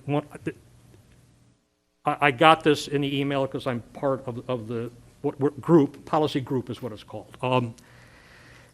I said, oh, it's been, Mr. Schumacher has gone through and taken out some of the ambiguity, and he's also put some structure to the policy. However, I have deep concerns with the section, and this applies to both IAA and INB. And what we're talking about right now is selection of instructional materials, which is a board responsibility. And the second one is in INB, teaching about controversial topics, which is a shared responsibility with the board and the superintendent. And there were two very different ways of parents raising concerns about either the instruction material or teaching about controversial topics. What the policy group did was make them the same process, which is a good thing. However, I don't understand, and I understand Part A, if there's a concern, the concerned party meets with the teacher, okay, to either provide alternative material or to seek some solution to whatever the controversial topic is. That makes sense. The next step is that if the concerned party is not satisfied with an alternative solution, which really could be done by the teacher alone, the next step is an escalation to the principal. That makes sense, because the teachers are going to be pretty protective of their methodology in class. So C and D is where the bureaucracy becomes very, very thick and daunting and unnecessary. If the individual raising the concern is not satisfied with the principal's review and response and wishes to continue to advance their concern following the principal's review and explanation, then the concern may be forwarded to review by the assistant superintendent for curriculum. The assistant superintendent responsible for the curriculum will review the concern and report their findings to the complainant principal and superintendent, who I would assume would report this particular instance to the board, because it's a board's responsibility. So that is not totally not necessary, but it does open up communication, which I think the board needs to know. Here's where it falls apart. Should the individual raising concern, there is no decision made by either the superintendent or the assistant superintendent for curriculum. It's just a report, and with no proposed resolution. D, and that's where subparagraph C kind of falls apart. D proscribes, and I use that word carefully, proscribe. Should the individual raising a concern not be satisfied at this level, that would be, I guess, the assistant superintendent for curriculum, but it could be the superintendent, based on C. A board of review consisting of 3 district faculty members chosen by an administrative council, I don't even know who that is, will be conveyed to study this matter and report its findings to the complainant principal and superintendent. Again, no resolution. We are slowing down the process. We are making it harder and harder and harder to have a parent be involved in their child's education. We are throwing up roadblocks. And again, there's no outcome with D. Finally, it's reached the level which it should reach, which is the board, after going through some hoops that it really needs to go through. Now it comes to the Board of Education, and the board the superintendent notifies the board, and who can schedule a hearing, and there can be hearing officers, or it can be the board, and there finally is the final resolution. So I think work needs to be done on those things to tighten it up a little bit, to clarify the process, and to remove the tribunal. That is not necessary, and it's intimidating. And I don't think we want to put up something that's intimidating for a parent. So those are my comments. Dr. Small? Sure. Thank you for your review of both the process that occurs at the Administrative Board Policy Committee and also the in-depth reading of what's in this policy. We did have a discussion about all of the steps and the process and walked through it at our committee meeting, and did come to an agreement as the committee that was present at that meeting that we would continue forward with this process as what was presented in the policy. Can you talk a little bit about, how has this been working? Have we utilized this? How has this been working? Sure. We, since I've taken over this role, I've utilized this process once in the spring. And so it was my first time through it, but I did think it was a positive process. To your statement that the parent is not involved in those steps, the parent was involved in every step of the way. including my role in which I was able to accomplish the procedure that's listed, and also meet with the parent involved and hear their perspective and hear their experience, both with the teacher and with the principal, which I think is invaluable for our parents to be able to speak with both of those groups and myself as we walk through this process. I would hate to have a step be missed here, or have a person or perspective be missed and not heard as we work through it. And so I do think it's a valuable process. I do think it works. I think it gives the parent access to multiple groups of stakeholders and multiple groups of leadership within the district that can help solve an issue if there is an issue, but certainly also help parents be heard in this situation and the case. I never said that a parent would not be or should not be involved, and it's clear from this that the parent is involved. Can you explain to me the need to convene a tribunal? I don't see the word tribunal in here. You decided to call it that. It's a three district faculty members is a tribunal. According to you, How would you define a tribunal? it doesn't matter. Okay, I'm defining this as a tribunal.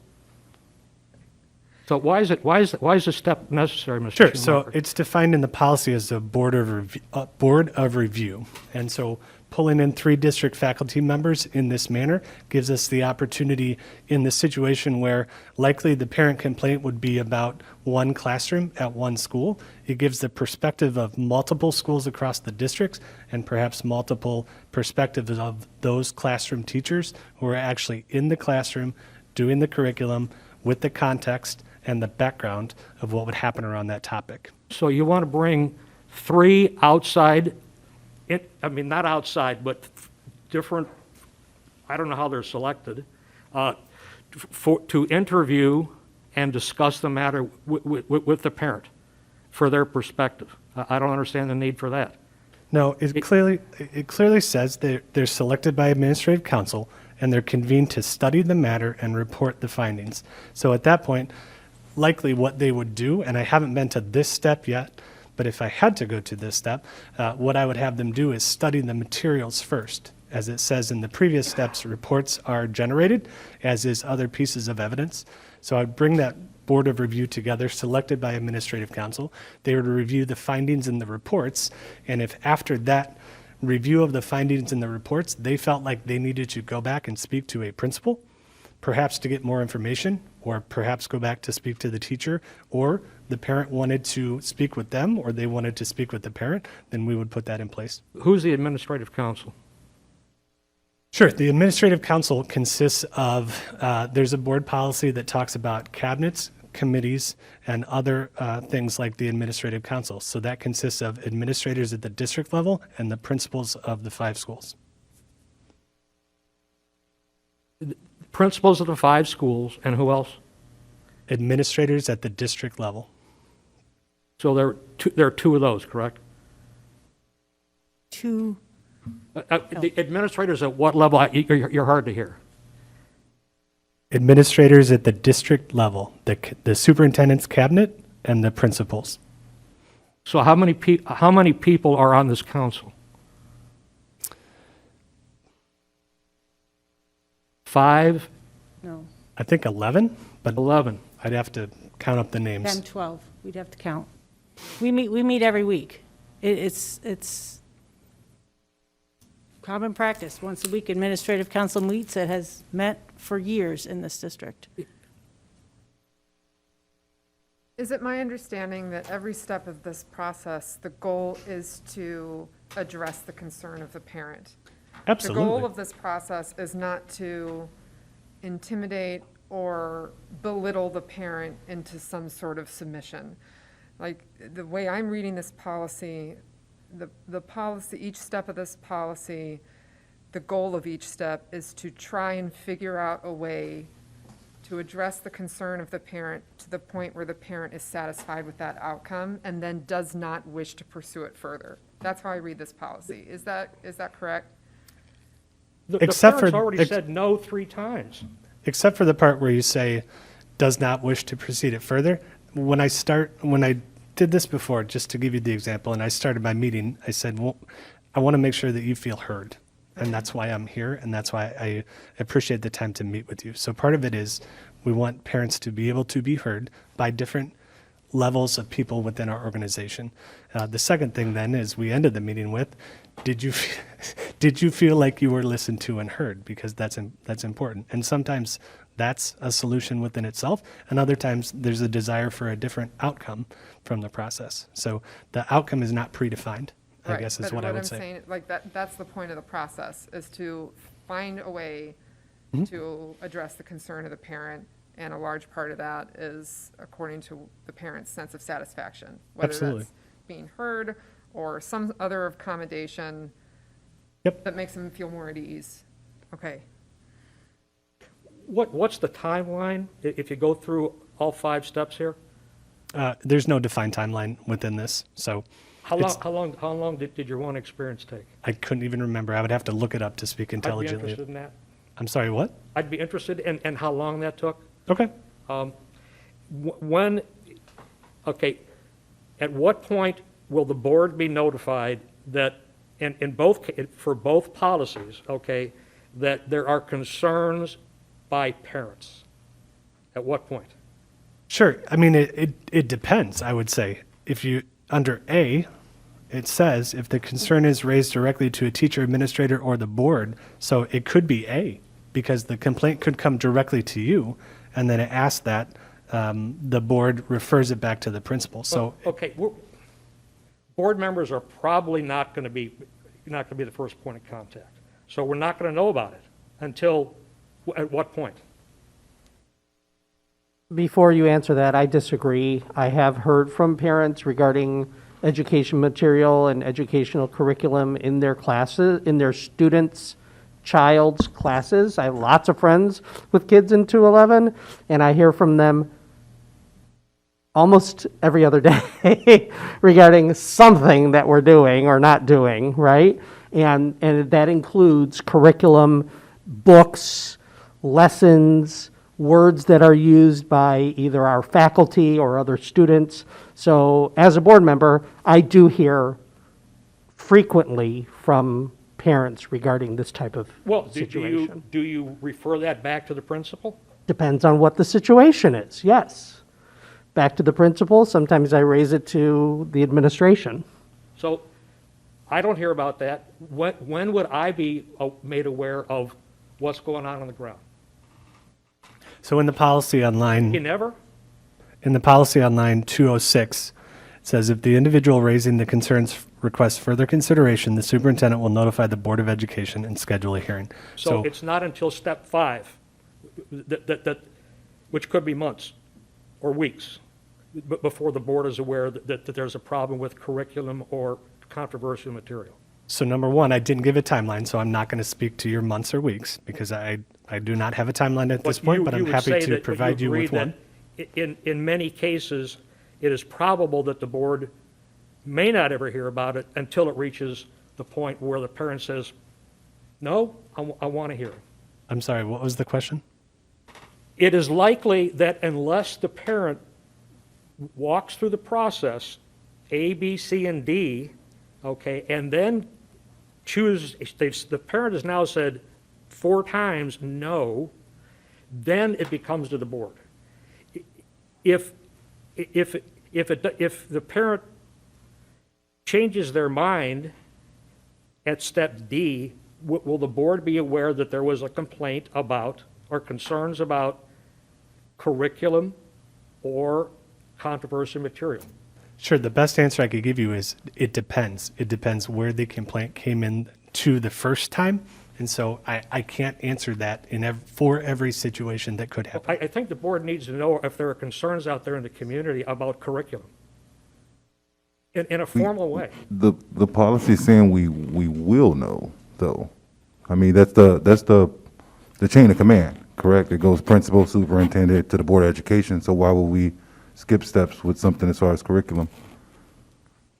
Well, we approve curriculum. Absolutely, absolutely. And without an understanding of the curriculum, I mean, we don't approve things, we don't approve curriculum every year, every subject. It's on a go-forward basis, and teachers have some latitude. and sometimes they take advantage of that latitude. So I think that it's important that there is a feedback mechanism to the Board of Education if there are concerns in the community, parents, about curriculum or controversial subjects. Nobody disagrees with you about that, which is why there's a policy. I think what's clearly at issue is you want that feedback loop to be shorter than what is put out in the policy. And so, I mean, just to clarify, that's what's really at issue, because that process does exist. You just think it's too long, which... and with unnecessary steps. I mean, really, to me, like, you've agreed with every step except one. Some concerns about C. I would ask that we kind of take a look at this. We've had this policy, the last time it was reviewed was in 2010. And it's been working. As Mr. Schumacher had said, you haven't gotten to that board of review. Things have been able to be resolved prior to that. Which is the goal, right? And I think it's important to keep in mind what board members get involved in and what we expect our superintendent and staff to deal with. That's really important. What is our role and what is the superintendent's role? I know that if there's been a really hot issue and there's something that, you know, maybe numerous people are very concerned about, that would be raised to the level of the superintendent, I would suspect, and that should come to the board if there's a really hot topic going on and a special concern. That's what I would expect. But if it's just, you know, you've got a parent that has a concern, they take it to the teacher, take it to the principal, and follow these guidelines, maybe there's a clearer understanding, a resolution. That's what we want to happen. And as Mr. Schumacher had said, I think it's really important. You need to listen to the parent to find out where they're coming from and meet them where they're at. That's what we try to do. And I think it has been working. If issues arise that it's not working, then it should come to the board, and then we need to address it. If I can make Madam President? Oh. Back in April, I asked that these policies be reviewed. I think as a board, we represent the community and we provide that strategy for the district, and then the operations does fall on the superintendent, so this is their guideline. To Mr. McGowan's point, you know, we determine the process, so this belongs to the board. We own that process. I'm more concerned specifically with the way that this is structured for our guidelines starting on line 22, where we have these system of questions. Is there a proactive mechanism for documentation, or is this policy written just to be reactionary? Are our teachers required to document and present to the department head their instructional materials with responses to these 6 items before it's used? And are we placing the burden on the parents when we get to line 173, where when it's questionable, now a parent's required to bring up a form? Not only that, but then the parent reaches out to the teacher, tries to get resolution there, may or may not, then goes to the principal. I mean, you've already given up 2 or 3 hours. Potentially, you've taken that away from work, and you're still advocating for your child. Now you're getting to the point where you're meeting with Mr. Schumacher. Maybe that's another day where you had to take an hour or so off of work to come in and talk. Then, if that didn't get resolved, now you're still facing an uphill battle with another 2 or 3 steps. So, I think that if a parent raises the concern, the fact that they raise the concern is valid enough to, you know, bring that forward without creating this many steps. You know, I don't know if it's trying to resolve it to that individual parent's discretion, as Ms. Calvo had said, but from my perspective, I think the fact that it gets brought back in question, the response should simply be we pull out a document that shows that we had more than 1 or 2 teachers look at it and the department head signed off, and these are the 6 questions we asked. They answered those. We present that to the parent, and that should almost be the resolution on to answer the questions. I don't think you have to pull together a huge council of people to answer that. if we were proactive as a district and those 6 questions were answered up front. That's my perspective on this. It appears reactionary and not proactive, and I think our policy should be proactive. Go ahead. If I can just make a clarification, there are 2 words being thrown around today. In terms of curriculum and instructional materials, this policy is around instructional materials. The board does approve curriculum in terms of how we structure that in District 211. That would be our novels, our supplemental novels, software that's used within a classroom. And what am I missing? It's those 3 are what's in the legislation. The instructional materials then would be, as is defined within this policy, the variety of printed, telecommunicated, or electronic media used by the faculty to advance learning. I'm going to oversimplify this. This would include any worksheet, any picture that they used, any cartoon that they showed, any piece of instructional material.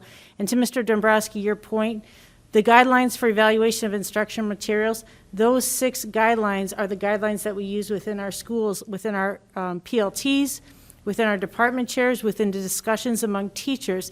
That's what the board sets to guide them.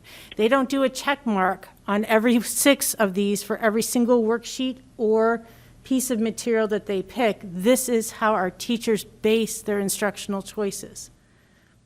So to that point, Yes. Dr. Small, then if they don't check off legality for copyright laws or appropriateness because they're not documenting that, and then the parent complains and these items are skipped over, then what's the point of even putting it down? Because that's what we have our teachers as their basis as they learn how to select instructional materials in District 211 based on the policy set by the board. But at that point, the damage is done and the material has offended our community, our parents, our students, and it put them in the awkward place of having to push back saying, how did this inappropriate material wind up in front of them? And I think this policy by the board is intended to prevent that. And if the guidelines are the tool that we're supposed to be using to prevent that, then we should be documenting that, saying that we've taken this step to make sure that the material we're presenting to the students is appropriate and has no flaws according to these 6 points. The thing is that I remember in May, we just went through a thorough overview of our curricular approval process, which, as Dr. Small spoke, is different from what we're talking about with instructional material. And that process was even more lengthy and involved more steps than this. The fact of the matter is that it's actually difficult for teachers to get curricular materials like the books and the supplemental novels approved. And the idea that you would have a rubric of these 6 things that teachers would be required to check off for every single worksheet presented, I mean, frankly, just logistically speaking, that's absurd. Like, you know, my job, we probably make 25 worksheets a day, and that's for preschool. We're talking about high school. It's just not, it's not practical, but that doesn't mean that these things aren't included in the process that already exists. And then at some point, I think we have to have some basic faith in our teachers, and that's evidenced by the fact that this process has been used once in your role. This isn't a routine thing, which means, generally speaking, with very rare exception, our teachers are doing a good job. Like that, and so I feel like we're veering off into a philosophical discussion, which, I mean, sure, we can entertain that, but if we're really talking about what's actually affecting our parents, I don't think there's a huge amount of evidence to be spending this much time on this amount of detail. Now, I can completely understand, though, the merit of Mr. Kramer's argument. Like, if he thinks the process is just too long, that's tight. Of course, I can understand his perspective on that. I don't happen to agree. But, you know, that at least is clear. You know, these other kind of merry lanes through the forest that we're divulging, I'm not really sure what the point is.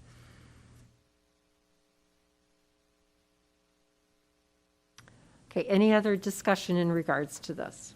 I just want to make a comment, and that is, as a Board of Education, we rely very heavily on our professionals within the school district to advise us, to guide us, to provide us with information.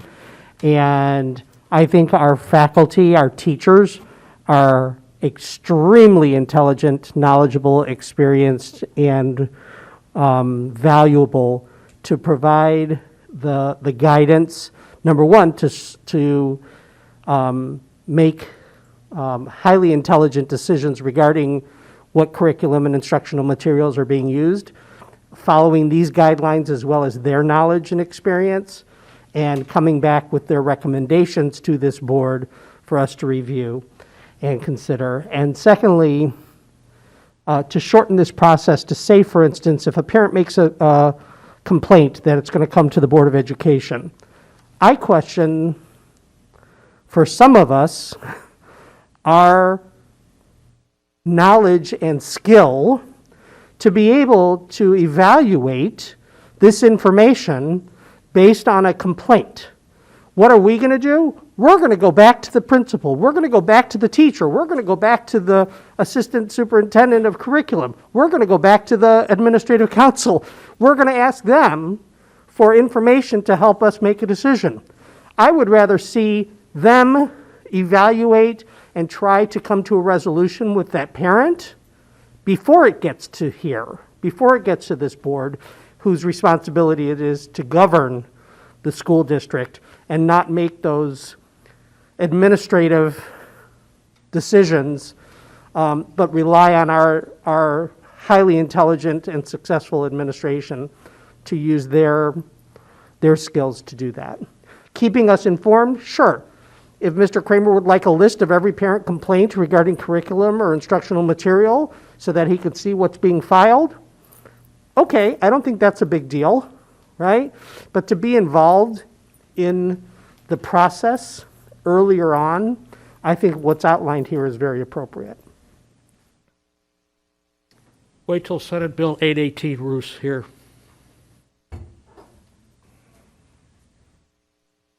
Okay, any other discussion?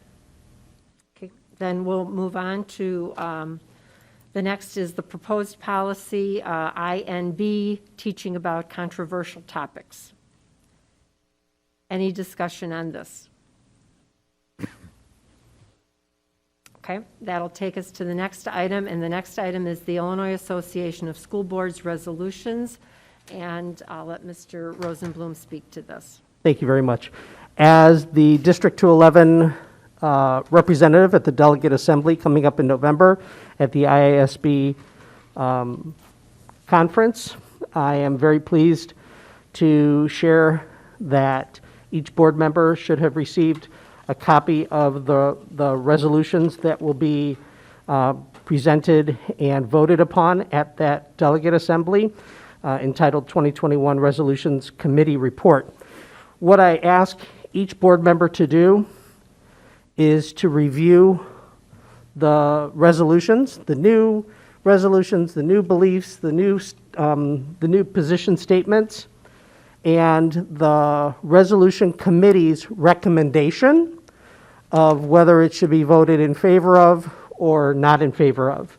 And I ask each board member, I represent the board at this Delegate Assembly. I do not represent my individual opinion, although I do represent my individual opinion as a member of this board. So taking that into consideration, if any board member has any differing decision from what the resolution committee is recommending for any of the items to be voted upon, I ask you to please take a look at this over the next month, and our next board meeting is in advance of the Delegate Assembly. Provide me with your, especially if it's different from that recommendation of the committee, let me know your vote. If it is in the same regard as the committee's recommendation, you don't need to tell me. If nobody tells me on resolution number 7, Indigenous People Curriculum Inclusion, if nobody tells me that they differ from the committee, then I will vote according to the committee recommendation. if a majority of this board feels that their vote should, that our vote as a board should differ from the recommendation of the committee, then I will vote as this board wishes. So you can let me know in advance, shoot me any emails or scan with, there is a checklist on one of the pages. Or we can certainly and absolutely discuss it at our next board meeting. And at that point, if there's discussion on any of the items, I can go around and ask everybody for their consensus one way or another and take that to the delegate assembly. Are there any questions on that? I think one of the items is going to be on the gun locks. So we'll probably should have a discussion on that.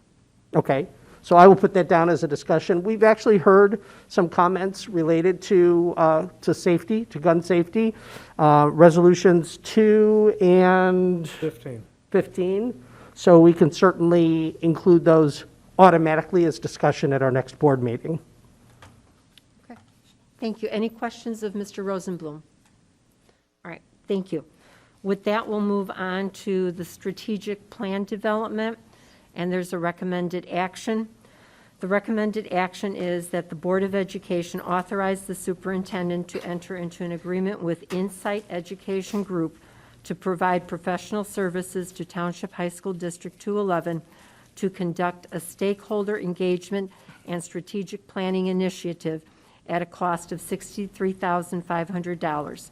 May I have a motion, please? So moved. Second. A discussion. If I may, the RFP response from Insight Education Group was placed on this part of the board agenda.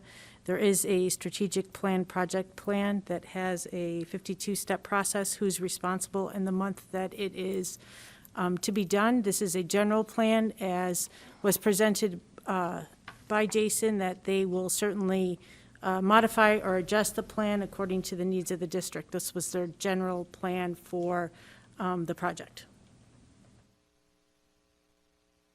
Yeah, I can't make a decision with only seeing one presentation. I think in order to see what the variance is in, I would like to see at least another one before I cast a vote one way or another. If this is the only candidate, my vote's going to be no. The board letter detailed the process. I can go through the process again. The review of the RFPs that came in, who evaluated them. If the board chooses to go forward, we would bring forth the second group to come in, and then that would delay our process by at least a month, if not 2. Okay? I mean, I don't have anything to compare it to. You know, I think that I know there were a lot of candidates, okay? Some of them that you didn't expect, and I don't know how you decided who the finalists were, and out of the finalists, how you picked one that you wanted the board to approve, but I want to see at least one other. We rated them on a rubric structure, which was defined by the RFP process, and then we interviewed our top 2 candidates based on their rubric scores through was about a 45-minute interview process with all 3 people on it. I would like to see the other, this is obviously the top one, I'd like to see number 2, the presentation from them. All right, well, any other discussion in regards to that? Yes, Madam President, on page 22 of 54, we're showing in section 6 a budget with a note that all pricing is subject to final terms and conditions. When I look at the design of phase 2, which has 4 points, conduct the needs assessment, conduct market demand and best practices researches, draft strategic plan, and engage with stakeholders, I'm not sure how much of that $30,000 is being allocated where. Do we have one engagement with stakeholders at one site for just one evening, and that's worth maybe $2,000, and then the other $28,000 is divided among the other 3 items? I guess I'm concerned what exactly we're committing to and agreeing to with the dollars, and what changes or what baseline is being presented. What's our expectation? When we've done this in the past, it was clear that we were paying for X amount of community engagement sessions at different schools with certain materials and with setup for English as a second language participants. I guess my question is, what are we really voting on for $63,000? And I'm not sure I understand what I'm getting here for this. Dr. Small, can you talk to Yes, this, if you go to please? page 26.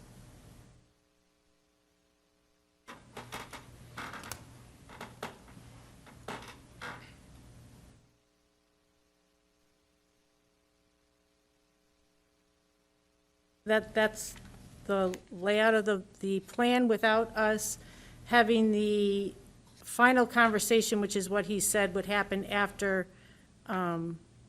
any adjustments were made for the details of the district wanting things to happen in a different way.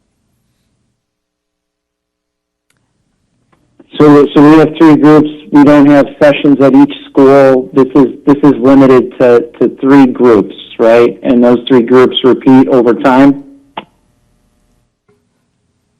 They're not necessarily the same 3 groups.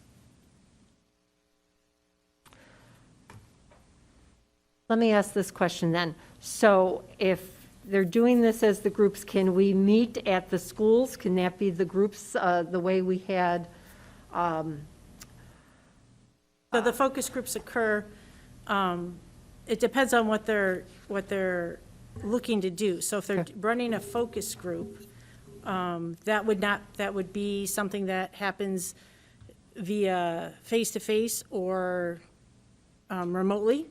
They said they've had continued success remotely. They can do both for us. Their suggestion is remotely, that if they get the response that they need for that, they continue that.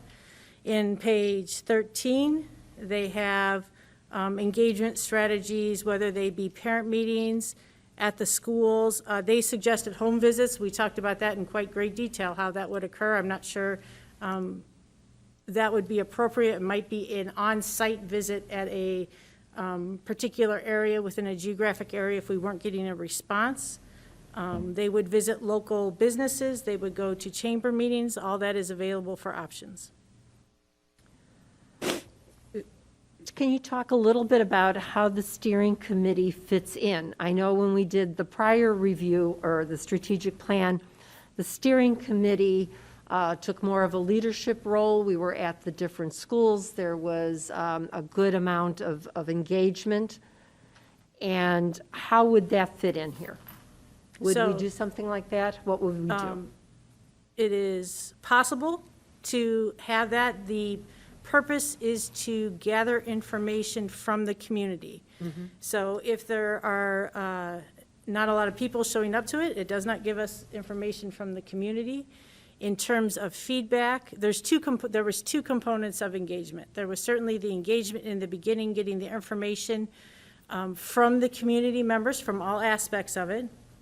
There's the drafting of the plan, and then there's the return back for feedback as the plan is drafted.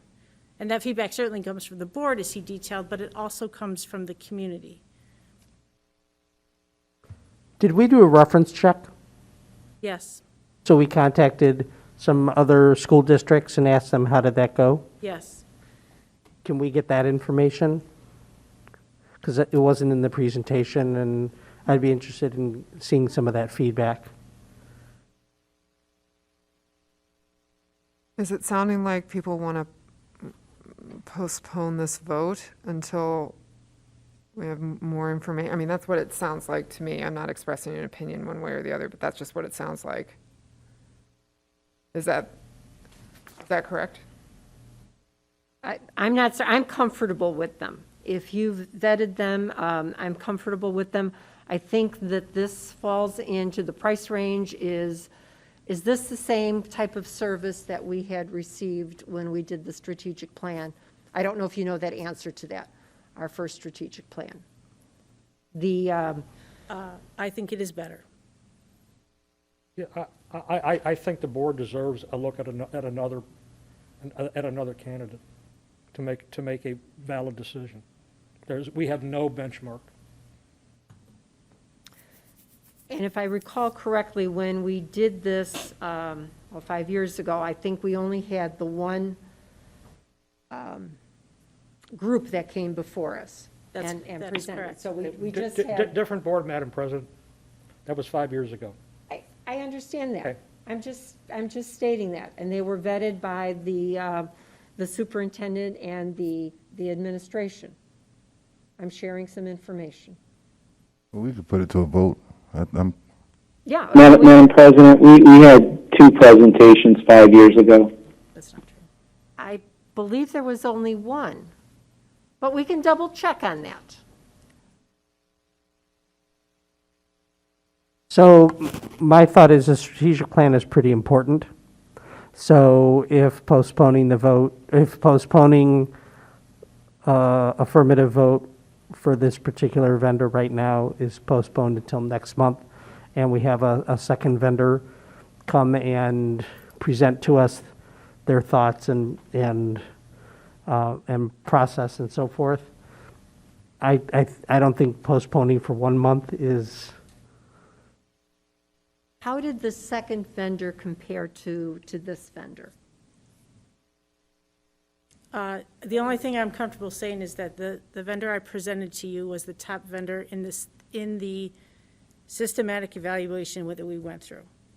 But it's a board decision to select a vendor. Nobody's disagreeing with that. Okay, right. Okay. Yeah, the same objections were made when we brought up Bia Young to do the equity audit, and that information proved to be very valuable. A lot of that same information he shared today was some of the same things they did. They surveyed community members, they surveyed teachers, they surveyed students, so I don't see a point in waiting at this point. Okay, so does the board want to proceed with the vote? Madam President, one final point to Mr. Kramer's point. He was looking for a baseline. Our last facilitator for the strategic plan, their presentation can be found in the board docs under September 1st, 2015.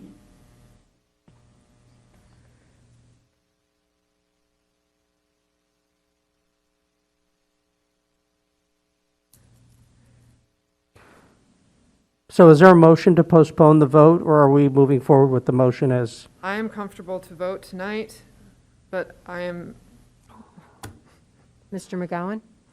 I Are you comfortable to vote? Absolutely. I guess the question is there a member of the board who would like to make a motion and have it seconded to postpone the vote this evening to another date? So moved. Second. Okay, discussion on the postponement?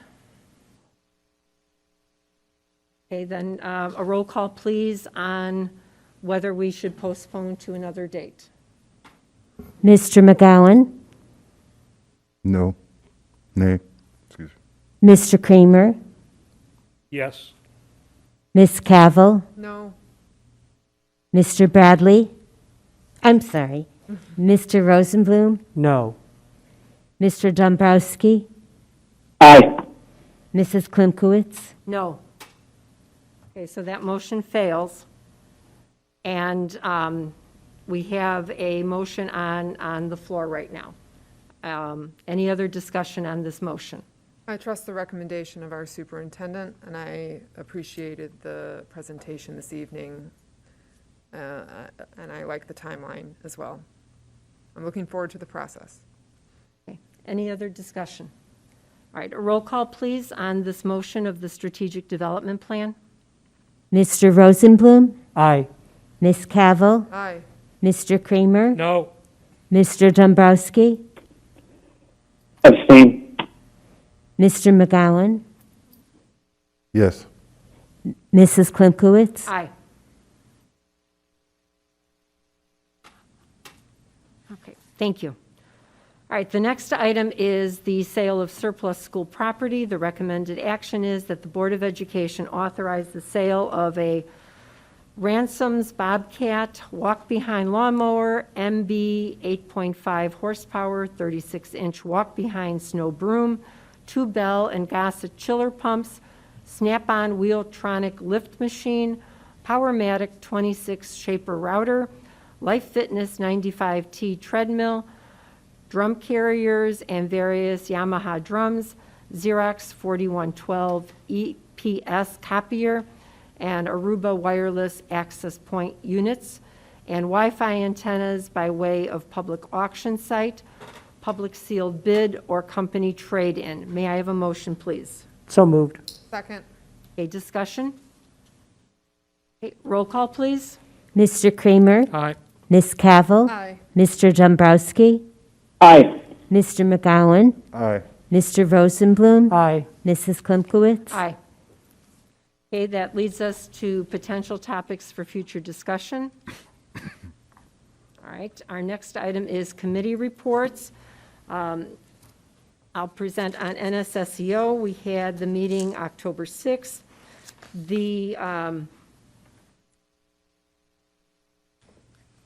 We had a presentation on, Julie Jellick made the presentation on how the school buses work and the number of people that are involved in getting all of our special needs students to the schools. We also had a presentation from Dr. Hackett about federal and state NSSEO updates and about the legislation looking to see about getting better funding for special education and meeting most of the, trying to raise it to get most of the expenses that special education incurs. We also had a presentation on goal number 5 for NSSEO, which is collaborative partnerships, and they talked about working with the different community members and trying to make certain that we have our special needs students involved in different learning opportunities and meeting their needs. So that was basically our NSSEO meeting. The next would be our EdRed legislative report. Mr. Rosenblum? Couple things. Have we had a board meeting since the EdRed lunch? I don't think so. Okay.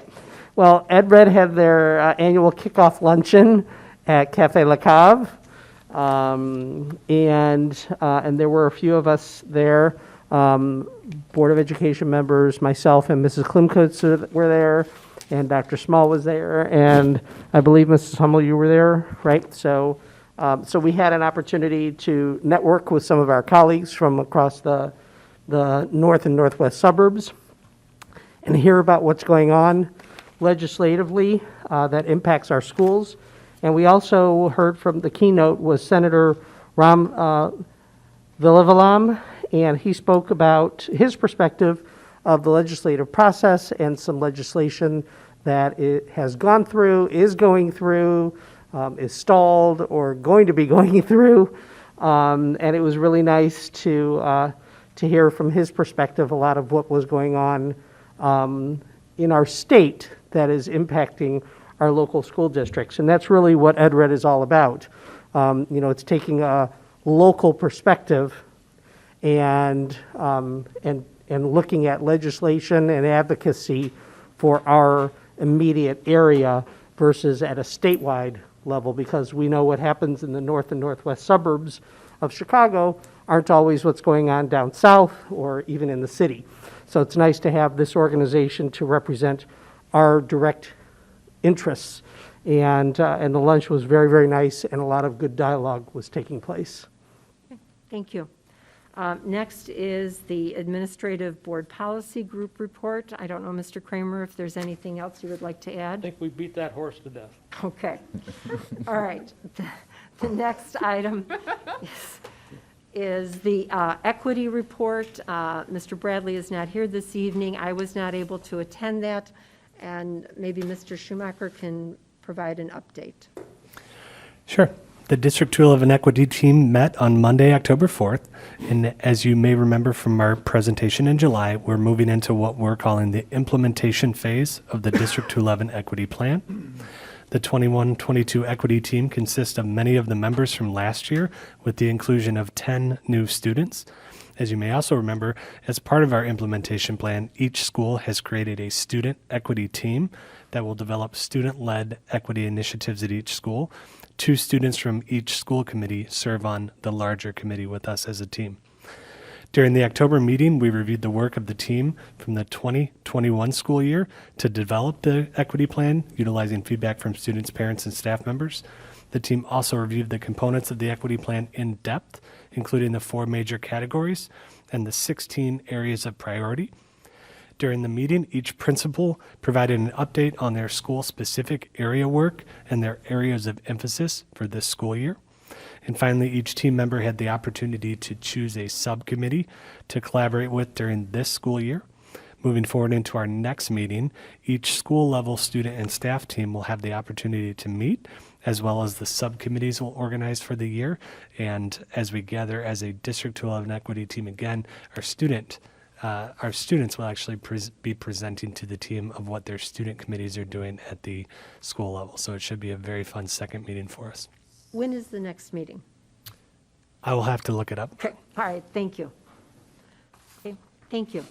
The next item is the Illinois Association of School Boards reports. I don't know, Mr. Rosenblum, anything else? I do have some things. So this school board received via email a legislative report from IASB identifying that this is the first week of the veto session in Springfield, and one of our local state representative, Michelle Mussman, in fact, has a House bill that is up for approval downstate, and it addresses grooming and sexual abuse in schools, and it's providing resources and training for parents, students, and teachers regarding sexual misconduct, including developing a code of conduct and updating sex ed class curriculum, but importantly adds also grooming to criminal sexual assault offenses in the criminal code. So that's one thing that's up for that. And the other is something impacting negotiation language to clean up an act related to pregnancy, parenting, and violence among students. So that's going on. We also just received a couple of days ago, as we often do, IASB events that are coming up. And there is one coming up next week called Be a Better Board, Governance Lessons to Help You Improve. So if you would like to learn a little bit more about how to be a board member around governance, it's a great opportunity for you to do that. So that's it from IASB. But I do have something else that I'd like to add. Every board member takes additional time besides the monthly meetings to do our jobs representing the community. And that can be anything from attending meetings to meeting with our constituents, certainly reading a plethora of emails and other information to help us do our jobs and be prepared to lead and govern this school district. There is a program through IASB that gives board members the opportunity to learn and be better board members. And there's a variety of different ways that they offer that.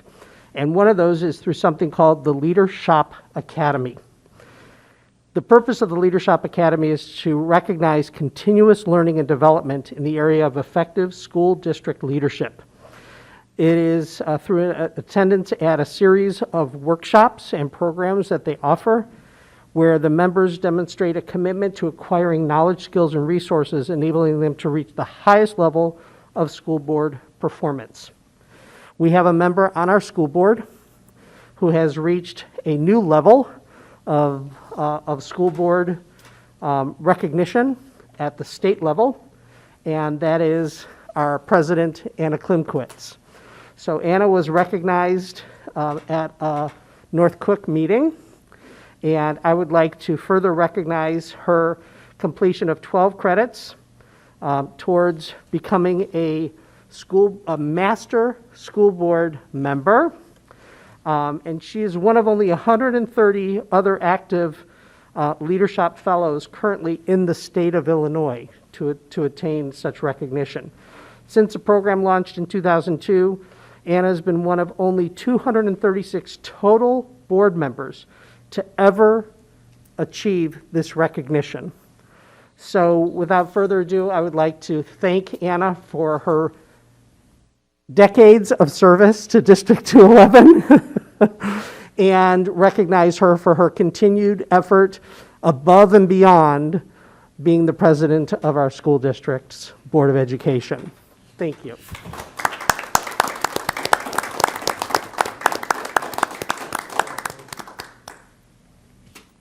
Thank you. I believe in being a lifelong learner, and I encourage all of us to do it. And I think our dialogue at the board is really important, and that's what keeps us going, and we're working for the best for the district. So it's not just me. I thank each and every one of you for what you do. That's really important. So thank you very much. Okay, that leads us to our student wellness report. I'll keep it short, and I'm sure Mr. McGowan will jump in. So it was a really great first meeting, I think, in large part because it was so beautifully organized, as I told you. It was a masterpiece of organization. What I really appreciated was that it has, it sounds like the same structure to the equity committee, and that is not something I knew going in, and that is something I was really, really excited about once I was at the committee, is that each student that we were able to spend time with is a member of a school-based version of that committee that's student-driven. So at the larger wellness committee meetings, we're really hearing from student representatives of a particular school.